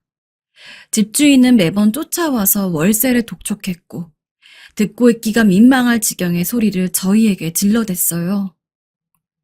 맨날 일하러 다니는 것 같은데 왜 월세를 안 주는 거예요? 동네 사람들한테 듣자 하니 여기 식당도 하다가 망했다면서. 그렇게 능력도 없으면서 뭘 그렇게 일을 벌리는 건지. 자꾸 이럴 거면 집 빼요. 나도 불안해서 못 살겠어. 죄송합니다. 정말 죄송합니다. 집주인 입장에서는 맞는 소리겠지만 듣고 있는 우리는 참으로 비참했고 옆에서 얼굴빛이 어두워진 아이 앞에 차마 고개를 들 수 없는 말이었어요. 아이는 옆에서 엄마, 우리 또 이사 가야 해? 라고 묻는데 할 말이 없었습니다. 마치 죄인이 된 것만 같았습니다. 아이도 제대로 못 먹여 살리는 죄인. 그저 평범하게 사는 것조차도 우리에게 왜 이렇게 힘든 것인가요? 남편은 새벽같이 나가서 일용직을 하고 중간에 식당에서 아르바이트도 하고 밤새 눈코 뜰 새 없이 지냈어요. 그렇게 해서 빚들을 갚아가고 겨우 우리 세 식구의 식비나 세금을 내고 저도 부업을 하면서 보태고 있었지만 도저히 감당할 수 있는 수준이 아니었습니다. 너무나도 막막하던 차에 길이 열려가는 기커녕 모든 희망줄을 다 끊어버리는 사건이 일어났어요. 부업으로 했던 식당이나 많은 아르바이트 자리, 사람을 필요로 하는 곳에서 천천히 다 손을 놓게 되었습니다. 마지막 일까지 그만두게 되었던 날 남편의 말을 저는 잊지 못합니다. 여보, 나는 평생 각설이나 하면서 살 걸 그랬어. 뭐래도 이렇게 살게 될 운명이었던 거야. 그 말이 얼마나 가슴을 찌르는 듯 날카롭게 느껴지던지. 늘 긍정적이었던 남편의 모습치고 왠지 모든 날개가 다 꺾여버린 듯한 힘없는 말이었어요. 그리고 끝없이 자기 자신을 자책하더군요. 내가 이렇게 당신을 고생시키네. 전에 없이 묘한 말을 하는 모습에 저도 너무 가슴이 아팠어요. 이날의 남편은 왠지 평소와 확실히 달랐습니다. 그렇게 허망한 말들만 하다가 잠이 든 남편을 두고 저와 아이는 그 다음날 각자 학교와 일터로 바삐 움직였어요. 매번 날라오는 빚 청구서들을 보면서 저는 고단한 몸을 끌고 졸 수도 없이 열심히 일을 해야 했습니다. 그러던 그날 정말 말도 안 되는 일이 일어났습니다. 제가 무슨 죄가 그렇게 많아 이런 일을 겪어야 하는 걸까요? 아니, 처음부터 네 인생 네가 알아서 망친다는 부모님의 온갖 야단에도 불구하고 인생의 큰 선택을 한 제 잘못인 걸까요? 갑작스레 저에게 찾아온 소식은 남편이 홀로 세상을 등졌다는 연락이었습니다. 월세 때문에 으름장을 놓으러 왔던 집주인이 문이 열려있는 것이 수상하여 들여다봤다가 남편을 발견한 것입니다. 상황 설명을 듣는 내내 머릿속이 하얘져 제대로 서 있을 수도 없었어요. 저는 아무리 그래도 남편만 바라보며 살고 우리 아이를 키우겠다며 악물며 살았는데 우리에게 말도 없이 유서 한 장도 남기지 않고 그는 그렇게 스스로 생을 마감해버렸어요. 전날 그렇게 자책하던 말이 저와 남편의 마지막 대화였다니. 저는 정신을 온전히 둘 수가 없어 직장에서 넋을 놓고 울었습니다. 화영 씨 어떡해. 애기 아빠도 아직 젊을 거고 애도 어린데 짠해서 어떡하나. 주변 아줌마들이 저를 동정하며 달래주는 소리에 더 목이 메어 저는 고성을 질러가며 통곡을 했어요. 대체 남편은 왜 그렇게 가야 했던 걸까요? 제정신을 못 차리고 미친 듯이 우는 저를 주변 아줌마들이 달래주었고 어렵게 저는 아들을 데리고 장례를 준비하게 되었어요. 딱히 연락할 지인도 없어 누구에게 알려야 할지도 알 수 없었고 그렇게 각설이라며 반대했던 부모님께는 아무것도 하고 싶지 않았습니다. 그저 기억에 남는 남편 친구 민철 씨에게만 떠듬떠듬 문자를 보내어 부고를 알렸고 제가 일하던 직장 아주머니들이 몇 분 찾아올 뿐이었어요. 특별히 이렇다 싶게 오고 가는 사람도 없고 옆 빈소에 비해 너무 초라한 남편의 텅 빈 빈소를 보고 있자니 나는 왜 이렇게 살았나 싶었습니다. 저는 길다면 길고 짧다면 짧은 10수년의 시간 동안 무엇을 하며 지내온 것일까요? 당신만큼 나도 힘들었다고. 그렇게 가는 게 어디 있냐고 남편에게 처음으로 쓴소리를 하며 따지고 싶기도 했어요. 이제 초등학교 고학년이 된 아들은 곧 중학생이 되고 고등학생이 될 텐데 아들에게 있어서 아빠의 역할이 필요한 때 나는 어떡하나. 정말 앞길이 캄캄했습니다. 아들은 한창 밖에서 숨막히게 일하는 아빠의 얼굴을 제대로 보지도 못했고 매번 아침 저녁 잘 때나 나갈 때만 잠깐 본 게 다여서 그런지 크게 실감이 안 나는 것 같더군요. 일생을 조금이라도 자신을 위해 시간을 보내온 적 없이 그렇게 저와 아들을 위해서만 살다가 생을 마감해버린 남편이 너무나 불쌍하게 느껴졌습니다. 겨우 자신을 위해 편안하게 했던 선택이 죽음이었다니. 어쩜 이렇게 가엾게 살다 갈 수 있는 것인지 그저 속상할 뿐이었어요. 그렇게 적막한 빈소에 멀뚱히 앉아 온전히 슬픔을 느껴보지도 못하고 있는 우리 모자에게 그 순간 도통 설명할 수 없는 황당한 일이 벌어졌습니다. 갑자기 귀가 찢어질 것 같은 엄청난 파열음이 들리면서 누군가가 저희 빈소로 들어오는 것이었어요. 장례식장 직원들이 그 사람을 제지하며 엉거주춤 따라 들어오는 게 보였습니다. 웬 누더기를 입고 각설이 분장을 한 사람이 꽹과리를 꽝꽝 치고 머리를 돌려가면서 흥겹게 춤을 추는 것이었습니다. 게다가 스피커까지 들고 와서 장례식장 안이 꽝꽝 울려 머리가 아플 지경이었어요. 무슨 상황인지 전혀 이해가 안 가서 계속 눈에 핏발이 선 채로 그 상황을 저도 모르게 노려보게 되었어요. 자세히 보니 어렴풋이 기억에 남는 남편 친구 민철 씨였습니다. 남편이 각설이 공연을 할 때 함께했던 친구라 몇 번 인사를 한 적이 있었거든요. 제가 문자로 부고를 알리긴 했습니다만 몇 년 만에 보는 자리였고 자기 친구이자 저의 남편인 장례식장에서 이게 무슨 난리란 말인지 도무지 눈을 뗄 수가 없더군요. 제대로 인사를 하기도 전에 온통 야단법석인 이상한 악기들을 끌고 들어왔고 귀를 막을 수밖에 없는 시끄러운 소리들을 내지르고 있었습니다.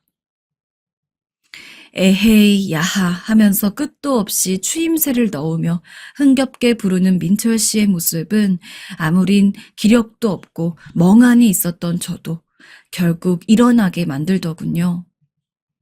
거의 소음 없이 소곤소곤 사람들의 작은 발소리만 들렸던 이 공간에 와장창창 깨지는 꽹과리 소리에 흥겨운 각설이 타령이 울려 퍼지더니 이게 될 말인 건지 게다가 그게 남편의 지인이라니 저는 이제껏 눌러오던 삶에 대한 서러움과 분노가 동시에 터져버리고 말았습니다.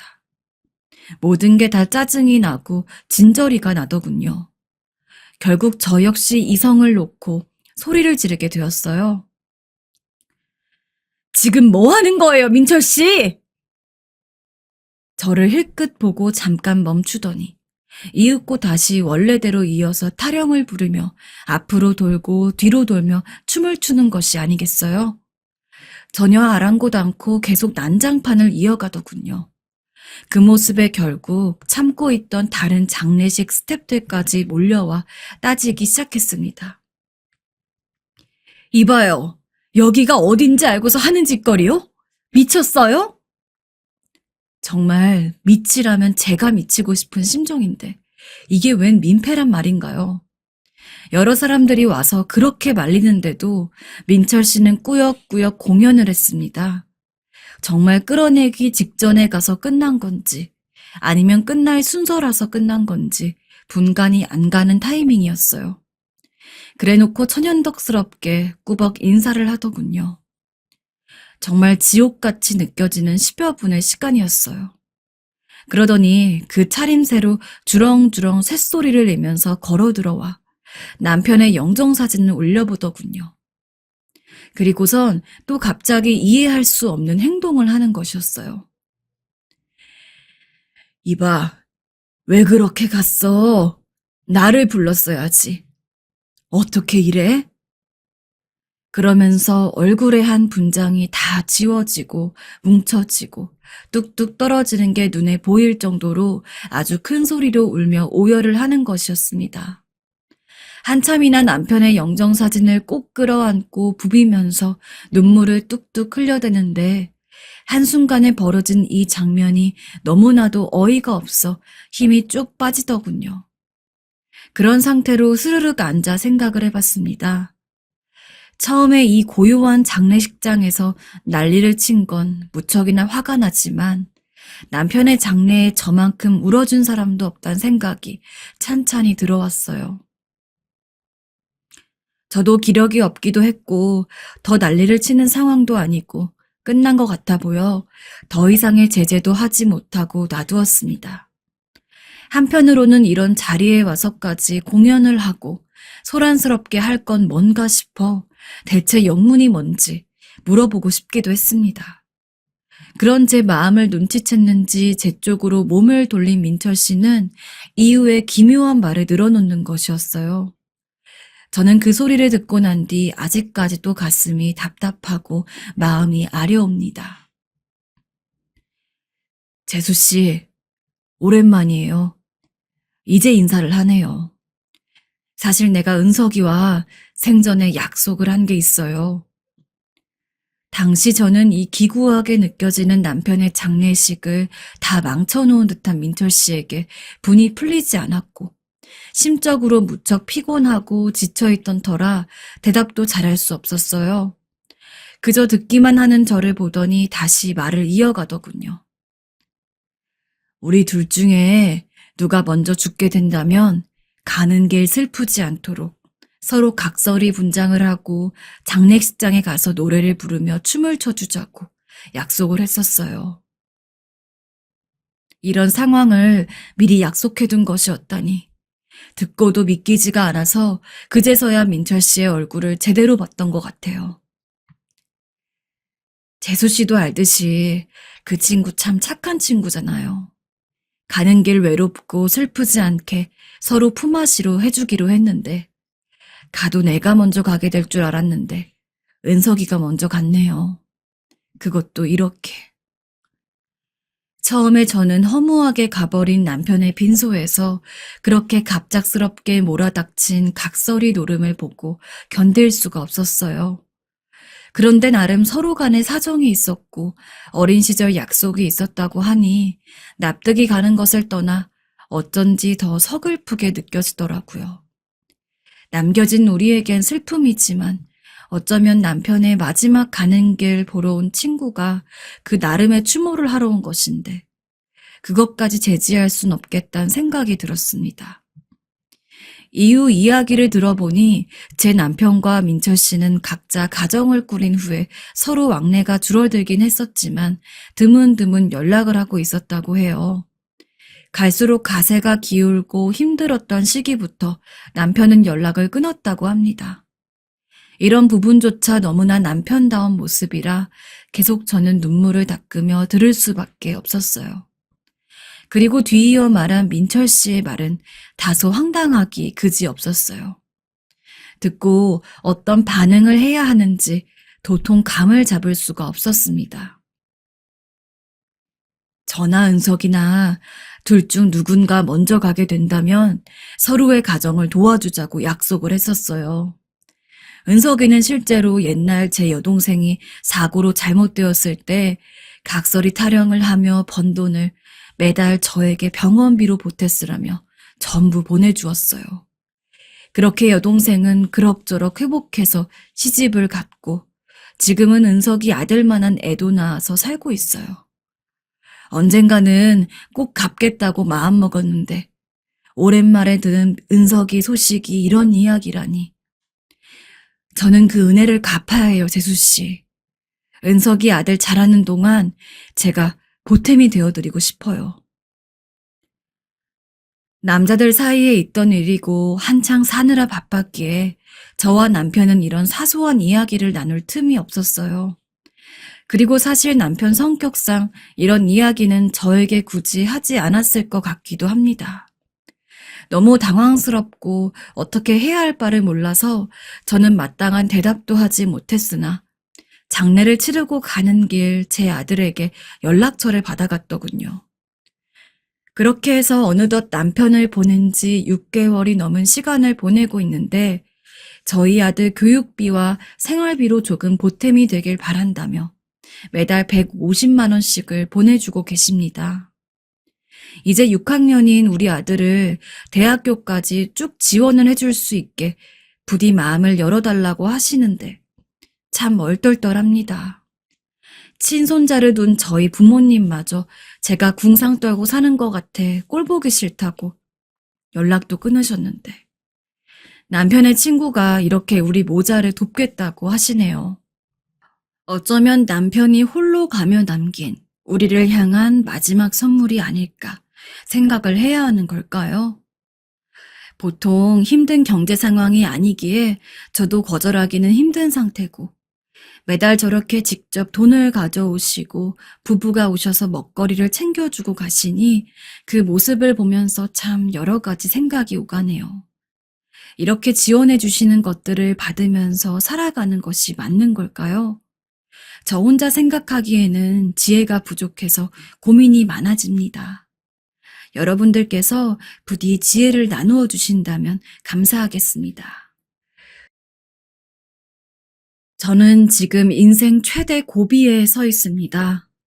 아무리 생각해봐도 답이 나오지 않는 긴 터널을 건너고 있는 것 같습니다.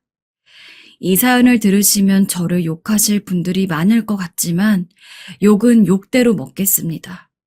하지만 지금 제 상황에서 할 수 있는 최고의 방법을 인생 선배님들께서 알려주셨으면 합니다.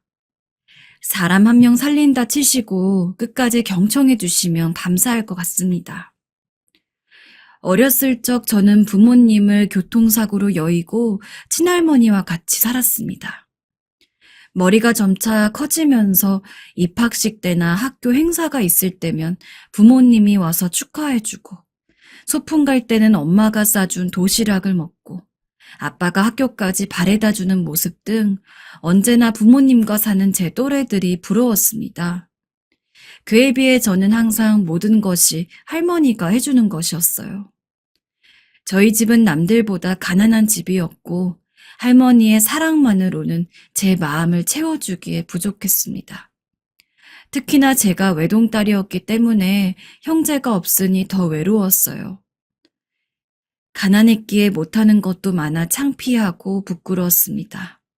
친구들끼리 요즘 유행하는 물건들을 자랑할 때마다 그저 거기에 반응해주는 것밖에는 하는 게 없었죠. 이런 마음은 사춘기로 접어들자 삐뚤어지기 시작했습니다. 할머니께 화내고 짜증내는 일이 많아졌어요. 왜 우리는 이렇게 살아야 하는데? 나도 다른 애들처럼 이쁜 옷 입고 여행 다니고 그러고 싶어. 친구들이 우리 집이 어떤지 아니까 이젠 뭐 하자고 말을 안 해. 나를 끼워주질 않는다고. 진짜 짜증나. 너무 싫어. 싫다고. 그럴 때마다 할머니는 항상 미안하다는 말밖에 하지 않으셨습니다. 그런 할머니가 너무 미웠어요. 그래서 점차 집보다 밖에서 지내는 시간들이 많아졌습니다. 그리고 고등학교도 다니지 않고 나쁜 친구들과 어울려 다니기 시작했죠. 지금 생각하면 정말 바보같이 철이 없었던 시절이었습니다. 희연아, 오늘도 나가니? 밥도 안 먹고 또 밤늦게 어딜 가누? 됐어, 할머니. 내 마음대로 할 거니까 신경 꺼. 항상 저를 걱정하는 할머니를 두고 여느 때와 같이 나쁜 친구들과 어울려 다니면서 술과 담배를 하고 다른 애들 삥 뜯기도 하고 심지어 돈이나 물건을 훔치는 일을 종종 하게 되었어요. 훔치다 걸려도 한두 번은 보호 처분을 받아 풀려났지만 17살쯤에는 결국 1개월 정도 소년원에 한번 갔다가 나오게 되었죠. 이런 일을 겪을 때마다 할머니는 우셨습니다. 미안하다. 내가 너를 잘못 키워서 이렇게 된 거다. 다 내가 잘못한 거야. 미안해. 그렇게 하루하루 저 때문에 우시는 할머니 모습에 반성은커녕 질려버려 20살이 되자마자 짐을 싸 나와버렸습니다.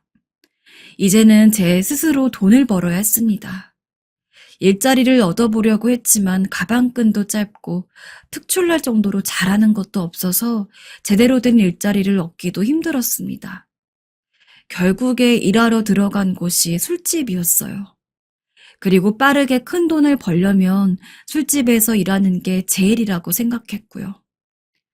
술집에서 손님들 오면 옆에서 술 따라주고 노래해주는 흔히들 아는 술집 아가씨였습니다. 술집에서 일하는 것은 생각보다 정말 고된 일이었습니다. 돈을 많이 벌 줄 알았지만 돈 버는 것에 비해 정신적으로도 육체적으로도 힘들었어요. 막 들어온 애들은 잘하는데 넌 몇 년을 해도 못하니? 그간 같이 있었던 정이 있으니까 이러고 있지? 안 그랬으면 너 벌써 잘렸어. 많이 불러가야 팁도 받고 돈을 좀 더 버는데 저는 다른 애들에 비해 부르는 횟수가 적으니 돈 모으기가 쉽지 않았습니다. 겨우겨우 방세를 내는 정도였거든요. 몇 년을 해도 돈이 모아질 기미가 안 보였습니다. 그러던 어느 날 옆에 있던 손님이 만취가 된 일이 있었습니다. 손에는 팁을 준다면서 쥐고 있던 지갑이 있었고 그걸 본 저는 순간 못된 생각을 하게 되었습니다. 훔치는 일은 이제 하지 않기로 결심했지만 그때 상황이 너무 힘들어 저도 모르게 들키지 않게 슬쩍 지갑에 들어있는 현금을 훔쳐버렸습니다. 혹여나 들킬까봐 걱정도 되었지만 놀랍게도 들키지 않고 넘어갔어요. 들키지 않았다는 사실에 신난 저는 그 일을 계기로 손님들을 만취가 되게 만들어 지갑에 들어있는 돈을 훔치기 시작했습니다. 그렇게 훔치고 모으다 보니 나름 수입이 짭짤했습니다. 10,000원부터 시작해 20,000원, 50,000원, 100,000원. 조금씩 훔치다 보니 점점 과감해져선 그 다음에는 지갑 안에 있는 현금을 있는 그대로 다 훔치는 정도까지 가버렸습니다. 야, 지금 너 뭐해? 하지만 꼬리가 길면 잡힌다는 속담이 있잖아요. 결국 얼마 안 가 다른 손님에게 들켜버려 사장님 귀에 들어가 술집에서 잘리고 말았습니다. 원래 같으면 경찰서로 가야 했겠지만 손님과 합의를 한 것으로 마무리가 되었어요. 잘리고 나니 이미 그 동네에서는 벌써 소문이 다 나버려 다른 술집으로 가기가 어려웠습니다. 이리저리 방황을 하다 결국 그곳을 떠나 저를 모르는 곳으로 멀리 가게 되고 그곳에 있는 다른 술집에 새롭게 일하러 들어가게 되었습니다. 이전에 걸린 것도 있으니 새로 들어간 곳에서는 행동을 조심했습니다. 어머, 또 오셨네요. 그러는 도중에 제가 다니는 술집에 자주 드나들던 단골 손님이 있었어요. 젊고 아주 외모가 훤칠하고 자신을 의사라고 얘기하는 남자였습니다. 그 사람은 이상하게 술집에 오는 다른 사람들처럼 행동하지 않았어요. 명령조로 얘기하지 않고 언제나 친절하고 다정하게 대해줬습니다. 얼굴을 몇 번 마주치고 대화를 하다 보니 그 사람과 자연스레 친해지게 되었고 제가 자라왔던 이야기를 해주니 저를 도와주겠다며 스폰까지 해주었어요. 이런 일을 처음 겪었던 저는 그런 모습에 호감이 갔던 것 같아요. 점차 그 사람에게 빠지기 시작했죠. 그러던 어느 날 그 사람이 제게 다가와 아주 은밀한 유혹을 하였습니다. 네? 도와줄 사람은 많을 텐데 왜 저한테... 희연 씨가 잘해줄 거라 생각해서요. 제가 하는 일 중에 아주 큰 게 하나 생겼는데 간단하게 도와주면 되는 일이에요. 이 일이 성공하면 아주 넓은 아파트로 옮길 수 있어요. 희연 씨, 계속 이렇게 살고 싶은 마음 없잖아요. 이곳에서 떠나 나와 같이 사는 거 어때요? 저는 당연히 좋죠. 아무나 얘기하는 게 아니라며 제 두 손을 살며시 잡고 달콤하게 속삭여오는 그의 말에 저는 넘어가 버리고 말았습니다. 싱긋 웃으며 내민 저 손이 이 생활에서 벗어나게 해줄 거라고 믿었습니다. 별 볼 일 없는 제게 이런 말을 해주는 사람은 처음이었으니까요. 그냥 계속 반복되는 지긋지긋한 일상에서 나도 좀 남들처럼 평범하게 살아볼 수 있을까 하는 생각이 컸던 것 같아요. 잘 생각했어요. 쉽게 끝날 일이니까 걱정 말고 제가 시키는 대로 하면 돼요. 고마워요, 희연 씨. 그의 말을 들으며 그가 하는 일들을 도와주었습니다. 아무 의심 없이 이것만 끝나면 저 사람과 같이 행복한 미래를 꿈꿀 수 있을 것 같았습니다. 하지만 그 일은 제 인생에 있어 없애버리고 싶은 과거가 되었습니다. 큰 건이라고 얘기한 그 일은 사실 범죄에 관련된 일이었고, 그것은 잠복하고 있었던 경찰들에 의해 붙잡히고 말았습니다. 경찰서에 수사를 받고 보니 놀랍게도 제게 도와달라고 부탁을 한 그 남자는 이름도 직업도 모든 게 가짜였습니다. 저를 속이곤 잡히지 않게 교묘히 돈만 챙기고 빠져나가서 사라진 지 오래라는 것이었습니다. 그리고 그 모든 걸 저에게 덤터기 씌운 것이었고요. 그 사실을 도저히 믿을 수가 없었기에 떨리는 손으로 그의 번호로 몇 번이고 연락을 해봤지만 없는 전화번호라는 알림만이 들려왔습니다. 잠시나마 꿈꿔왔던 그 행복한 미래는 산산이 부서지고 말았습니다. 형사님, 저도 속았어요. 저도 피해자라고요. 속은 거라고 해도 죄는 죄였기 때문에 결국 5년 정도 징역을 받고 교도소에 들어가게 되었어요. 소년원에 잠시 있었던 것과는 완전히 다른 생활이었습니다. 그 당시 23살이었던 제 인생은 여기서 끝난 거라 생각했습니다. 눈앞이 캄캄하고 앞으로 무엇을 해야 할지 막막했습니다. 내 인생은 어디서부터 잘못된 걸까? 내가 자초한 일인 걸까? 정에 목이 메말랐던 걸까? 쉽게 믿어버린 내가 바보구나 하는 생각을 하며 하루하루를 눈물로 보냈습니다. 마치 내일 죽어도 괜찮은 사람처럼 의욕 없이 지내왔던 저를 바꾸게 한 계기가 교도소 내의 종교활동 시간이었던 것 같아요. 처음에는 그냥 성경 구절을 읽으며 시간을 보내보려고 했던 것이 구절을 한 줄 한 줄 읽어내려갈 때마다 제게 괜찮다며 위로를 해주는 것 같았습니다. 그러면서 제가 해왔던 모든 일들을 생각하며 반성을 하는 시간을 갖게 되었습니다. 특히 어릴 적 마음고생 힘들게 했던 할머니께 많이 죄송하고 또 죄송했어요. 이 생활을 끝내고 사회로 다시 나가게 되면 할머니께 용서를 구하고 싶었습니다. 그리고 지금까지와는 다른 새 사람이 되겠다는 마음을 품게 되었습니다. 이런 다짐으로 저는 새로운 꿈을 가지게 되었어요. 바로 간호조무사였습니다. 하나님을 믿게 되니 사회에 꼭 필요한 사람이 되어 베풀자는 생활 신조가 생기면서부터였던 것 같아요. 제가 가진 것을 나눌 수 있는 사람이 되고 싶었습니다. 그래서 그 꿈을 이루기 위해 안 했던 공부를 시작했어요. 코피까지 흘려보면서 말이에요. 그 결과 검정고시도 합격하고 간호조무사 자격증도 얻게 되었습니다. 수감 생활도 사고치지 않고 잘했더니 모범수로 형기보다 일찍 나오게 되었습니다. 정말 기뻤습니다. 이왕 새 사람이 되고자 한 거 개명도 했어요. 병원 취직에도 성공하여 완전히 전과는 다른 새 삶을 살기 시작했어요.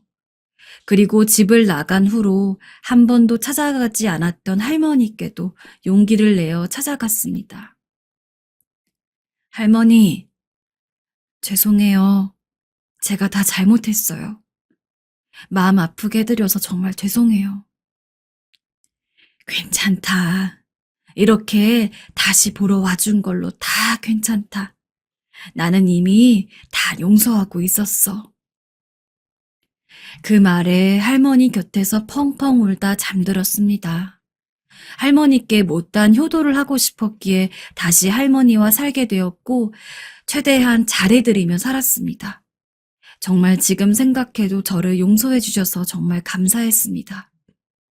그렇게 성실하게 일을 하며 살아가던 도중에 새로운 사랑이 저를 찾아왔습니다. 바로 지금의 남편이었어요. 남편은 저와 나이가 동갑이었습니다. 교회에서 만나게 되었는데 성격도 좋고 아주 건실하게 사는 사람이었어요. 처음에는 친구로 지내다가 어느새 연인으로 발전을 하였습니다. 그렇게 5년간 연애를 하고 있던 중 남편이 제게 결혼을 하자고 얘기한 것입니다. 내가 어떻게 너랑 결혼을 할 수 있겠어? 처음에는 망설였습니다. 마음 같아선 결혼하고 싶었어요. 하지만 저는 남편보다 가방끈이 짧았고 부유한 집안에서 자라지도 안정적인 직업을 가진 것도 좋은 가정 환경에서 자란 것도 아니었으니까요. 심지어 남편은 말만 해도 아는 대기업에서 일하고 있었으니 부족한 저를 남편 집안에서 받아줄지도 걱정이 되었습니다. 또 제 과거를 다 아는 것도 아니었으니까요. 걱정 마. 네가 무슨 생각을 하고 있고 뭘 걱정하고 있는지 잘 알고 있어. 지금까지 너만 생각하고 사랑해왔어. 내가 사랑하는 여자인걸. 만약 우리 집에서 반대를 하면 내가 나서서 설득해 볼 테니까 나만 믿고 따라와줘. 한번 배신당해봤던 저는 누군가를 믿는다는 것이 두려웠지만 5년간 제게 보여준 그의 모습은 성격 좋고 성실하고 저를 정말 사랑해주는 모습에 정말 이번만큼은 믿고 의지해보고 싶었습니다. 그래서 남편의 프로포즈를 받아들였습니다. 결혼 허락을 받기 위해 처음 남편의 집으로 찾아갔을 때에는 무척 긴장이 되었습니다. 혹여 반대를 하실까 봐요. 그래, 결혼하거라. 둘이 잘 맞다고 하고 자식이 이렇게 좋다고 하는데 반대할 부모가 어디 있겠어. 어서 날짜 잡고 식을 올리자꾸나. 정말 의외의 반응이었습니다. 이렇게 잘 풀려도 되는 것일까 하는 불안감이 있었지만 저를 보며 결혼할 수 있다고 방긋방긋 웃으며 좋아하는 남편을 보니 부정적으로 생각하지 말고 행복하게 지낼 생각만 하자고 생각했습니다. 그렇게 지금의 남편과 결혼식을 올리며 제가 꿈꾸던 평범하고 행복한 일상을 보냈습니다. 그리고 시댁 식구들과도 두루두루 잘 지냈는데 특히 저와 친하게 지내는 막내 아가씨가 있었어요. 막내 아가씨는 갓 20살이 된 대학생이었는데 대학교 때문에 저희 집에 잠시 머물며 살고 있었어요. 우리 막내 아가씨 자랑을 해보자면 막내 아가씨는 먼저 선입견이 없고 싹싹한 성격이에요. 남편과 시댁 식구들은 제가 좋은 가정 환경은 아니었다는 정도만 알고 있었는데 보통은 좋은 가정 환경에서 자라지 않았으면 선입견 같은 게 생기잖아요. 하지만 특히 우리 어린 막내 아가씨는 먼저 제게 다가와 시댁 적응을 시켜주었습니다. 안녕하세요, 새언니. 편하게 언니라고 부를게요. 제게 새언니가 생긴다는 게 엄청 좋네요. 앞으로 잘 부탁드릴게요. 같이 지내면서 궁금한 거 있으면 몰래 물어보세요. 제가 다 가르쳐 드릴게요. 이렇게 나서서 말해주는 일이 흔한 일은 아니잖아요. 지금도 그때를 생각하면 너무 고마워서 눈물이 날 것 같아요. 그런 막내 아가씨의 모습이 참 이뻐 보였습니다. 두 번째는 나이에 비해 성숙하고 성품이 고와요. 얼마나 곱냐면 도와줘야 할 것 같은 상황이 오면 그냥 못 지나칠 정도예요. 길에서 파는 야채나 과일들을 보면 그냥 지나치지 않고 사올 정도였으니까요. 아니, 아가씨, 이게 다 뭐예요? 또 상추 사왔어요? 아휴, 어제도 사왔잖아요. 그게 어제 그 할머니께서 또 상추를 한가득 파시더라고요. 그거 다 팔아야 집에 가실 것 같아서. 마음이 자꾸 가니까 저도 모르게 또 사버렸어요. 또 겨울에 추위를 타는 노숙인을 보면 자신의 목도리를 벗어주기도 하였습니다. 이 정도면 제가 마음씨 곱다고 자랑할 만하죠. 마지막으로 객관적으로도 이쁜 외모에 말하면 다 아는 명문대에 들어갔을 정도로 공부도 잘한답니다. 정말 대단하죠? 이렇게 어디 하나 부족하지 않은 우리 막내 아가씨. 자랑하려면 밤새 말해도 힘들 정도예요.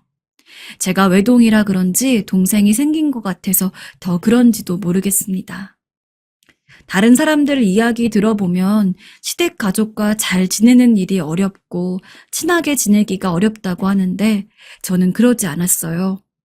오히려 서로의 고민까지 들어주며 마치 친자매처럼 지냈답니다. 제가 자주 막내 아가씨와 같이 다니다 보니까 동네 사람들도 자매끼리 사이가 좋네 할 정도였고 우리 남편은 왜 이렇게 둘이 자주 붙어 있냐며 질투할 정도로 친한 사이였어요. 그런 우리 막내 아가씨가 세월이 흘러 결혼할 상대를 데리고 오겠다고 얘기를 하는 겁니다. 언니, 저 결혼하고 싶은 남자가 생겼어요. 가족들한테도 곧 이야기할 건데 언니한테 가장 먼저 알려주고 싶어서 말하는 거예요. 이거 비밀이에요? 네? 정말요? 결혼이요? 그 말을 듣고는 벌써 세월이 그렇게나 흘렀나 싶어 놀랐습니다. 아직 제게는 어리디 어린 막내 아가씨였거든요. 가족들보다 이 사실을 먼저 말해주는 아가씨가 귀여워서 웃어버렸네요. 막내 아가씨의 신랑이 될 사람은 막내 아가씨와 10살 넘게 차이 나는 사람이었습니다. 직업은 유능하다고 소문난 의사라는 겁니다. 나이 차이에 한 번 더 놀랐습니다. 물론 요즘 나이 차이가 많은 커플들이 많지만 막내 아가씨는 비슷한 나이대인 사람과 연애할 거라고 생각했거든요. 아무리 의사라고는 해도 솔직히 우리 막내 아가씨가 더 많이 아까워 보였고 마음에 든다는 느낌이 없었어요. 10살 이상이나 나요? 네. 언니 근데 그렇게 차이 나도 저한텐 엄청 귀엽고 곰돌이 같은 사람이에요. 그리고 언니, 나 하나 말할 게 있는데. 가족들한테 얘기하기 전에 오빠랑 저랑 한번 밥 같이 먹을래요? 제가 언니 얘기를 많이 하니까 오빠가 한번 만나보고 싶다 그랬거든요. 먼저 소개시켜주고 싶어서요. 저랑요? 좋아요. 알겠어요. 내가 다 괜히 설레네. 10살 이상 난다길래 조금 그러긴 했지만 나이 차가 많이 나는 것에도 불구하고 이렇게 좋아라 하는 우리 막내 아가씨가 결혼하고 싶단 상대가 어떤 사람인지 궁금하기도 했어요. 그래서 알겠다며 만날 날을 기다렸습니다.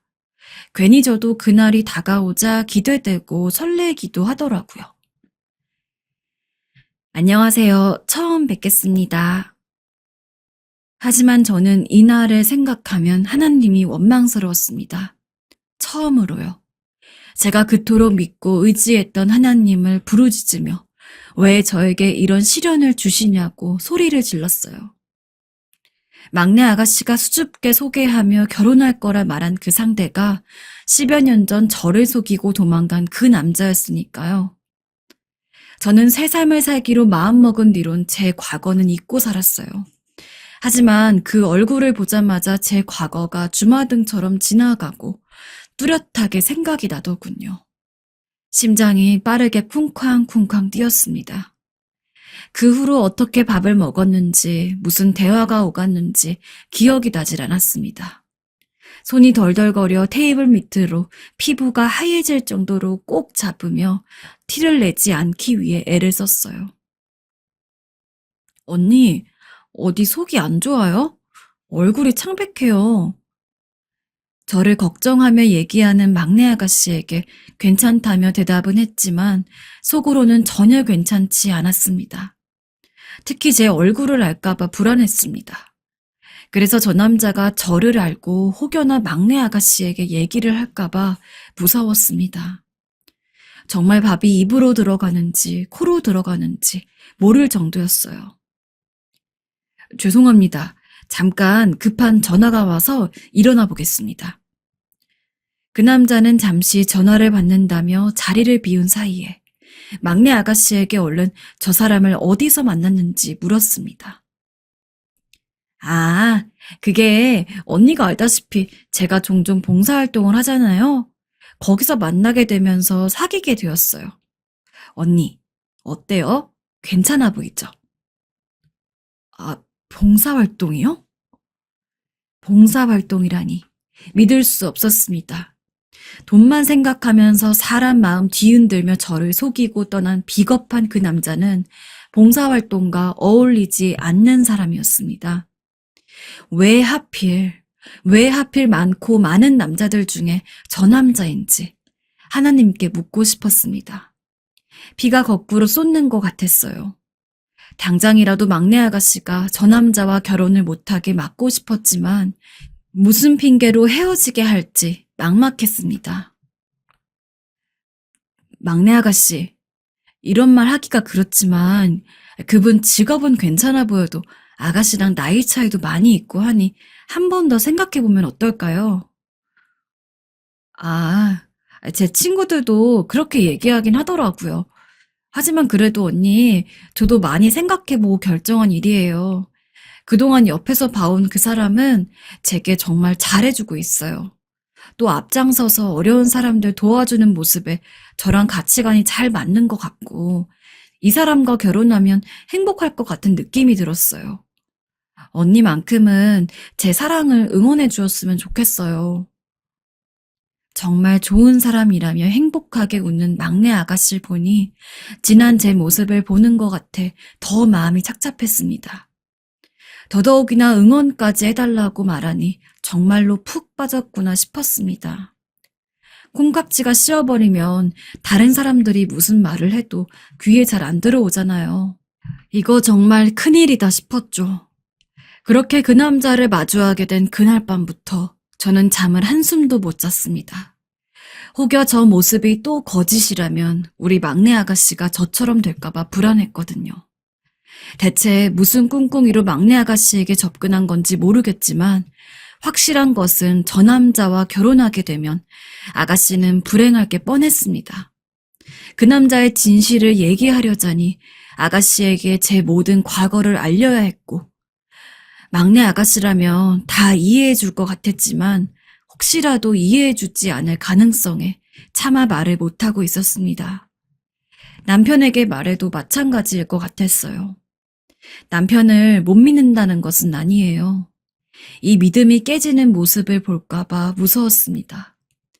저를 바라보는 따뜻한 시선들이 차가워질까봐 두려웠습니다. 지금이 행복하고 평화로운 일상을 망치고 싶지 않았어요. 이런 마음 때문에 말을 못하는 제가 그 누구보다 미웠어요. 막내 아가씨에게도 너무나 미안했습니다. 그런 걱정을 하고 있는 사이에 저희 시부모님은 막내 아가씨의 결혼할 상대에 대해서 듣게 되었습니다. 나이 차이는 있지만 의사 사이를 얻게 되었다며 기뻐하는 눈치였죠. 상황은 점점 둘이 결혼을 곧 할 것 같은 방향으로 흘러갔습니다. 그러던 어느 날 또 한 번 같이 만나게 되는 상황이 생기게 되었습니다.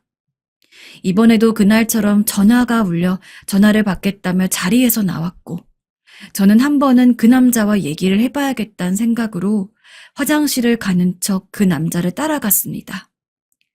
구석진 곳에서 누군가와 전화통화를 하고 있었고 그가 상대방에게 하는 말은 너무나 충격적이었습니다. 야, 좀 기다려봐라. 조금 있으면 곧 결혼할 것 같아. 집안도 좋아서 단물만 쪽쪽 빨아먹고는 버릴 거야. 내가 여자들한테 달콤한 말 속삭이면 아주 껌뻑 넘어가잖아? 명중률 100%라니까? 내가 예전에 꼬셨던 여자들 너 다 기억하지? 그래, 걔네들처럼. 야, 인생 참 편하다 편해. 내가 하여튼 복은 뒤지게 많은 놈이라니까? 이런 대화가 들리는 게 아니겠어요? 제 예상이 맞았던 겁니다. 걱정하던 대로였어요. 우리 막내 아가씨는 저처럼 상처받고 시댁은 난리가 날 것이 뻔했습니다. 저는 화가 나서 통화하고 있는 그 남자에게 다가가 다 들었다며 막내 아가씨에게 이 사실을 말하겠다고 했습니다. 그러나 그 남자는 굳은 얼굴로 잠시 바라보다 뭔가 생각이 난 듯 웃으며 말을 하기 시작했어요. 아, 이제야 생각이 나네. 익숙한 얼굴인데 이름이 바뀌어서 긴가민가 했는데 역시 너였구나. 강희연. 맞지? 와, 너 정말 새삼을 살고 있네. 맨날 술집에서 아양 떨고 다니더만. 인생 참 신기하다. 우리가 이렇게 다 만나고. 그지? 이 남자, 아니 이놈은 저를 기억하고 있었습니다. 저의 옛 이름을 듣고 또다시 심장이 빠르게 쿵쾅쿵쾅 거렸습니다. 우려가 현실이 되었죠. 내가 너 때문에 콩밥을 먹고 나왔는데 그런 소리가 나와? 나를 속이고 갔으면서 이번에는 우리 막내 아가씨야? 무슨 낯짝으로 결혼을 한다는 거야? 어서 헤어져. 내가 결혼할 수 있게 내버려 둘 것 같아? 어이없네. 네가 가만히 안 있으면 나도 가만히 안 있어. 너야말로 무슨 낯짝으로 나한테 협박하는 거냐? 네 과거를 생각하면 지금 네 생활이 좀 과분하다고 생각되지 않아? 나 혼자선 죽을 수 없지. 안 그래?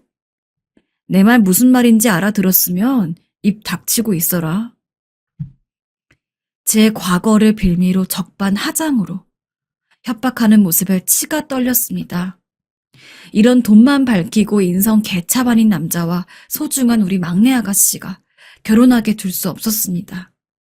이 개차반의 실체를 말하게 되면 잊고 싶었고 숨기고 싶었던 제 과거가 드러나게 되겠죠. 제게는 아이까지 있는데 제 과거를 알면 시댁 식구들과 남편이 어떤 눈으로 저를 바라볼지 또다시 무서워지기 시작했습니다. 어떻게 얻은 행복인데 이 남자 때문에 또다시 불행해지고 싶지 않았습니다. 정말 어떻게 해야 좋을지 막막합니다. 이럴 땐 어떻게 해야 좋은 걸까요? 사실을 얘기해야 할까요?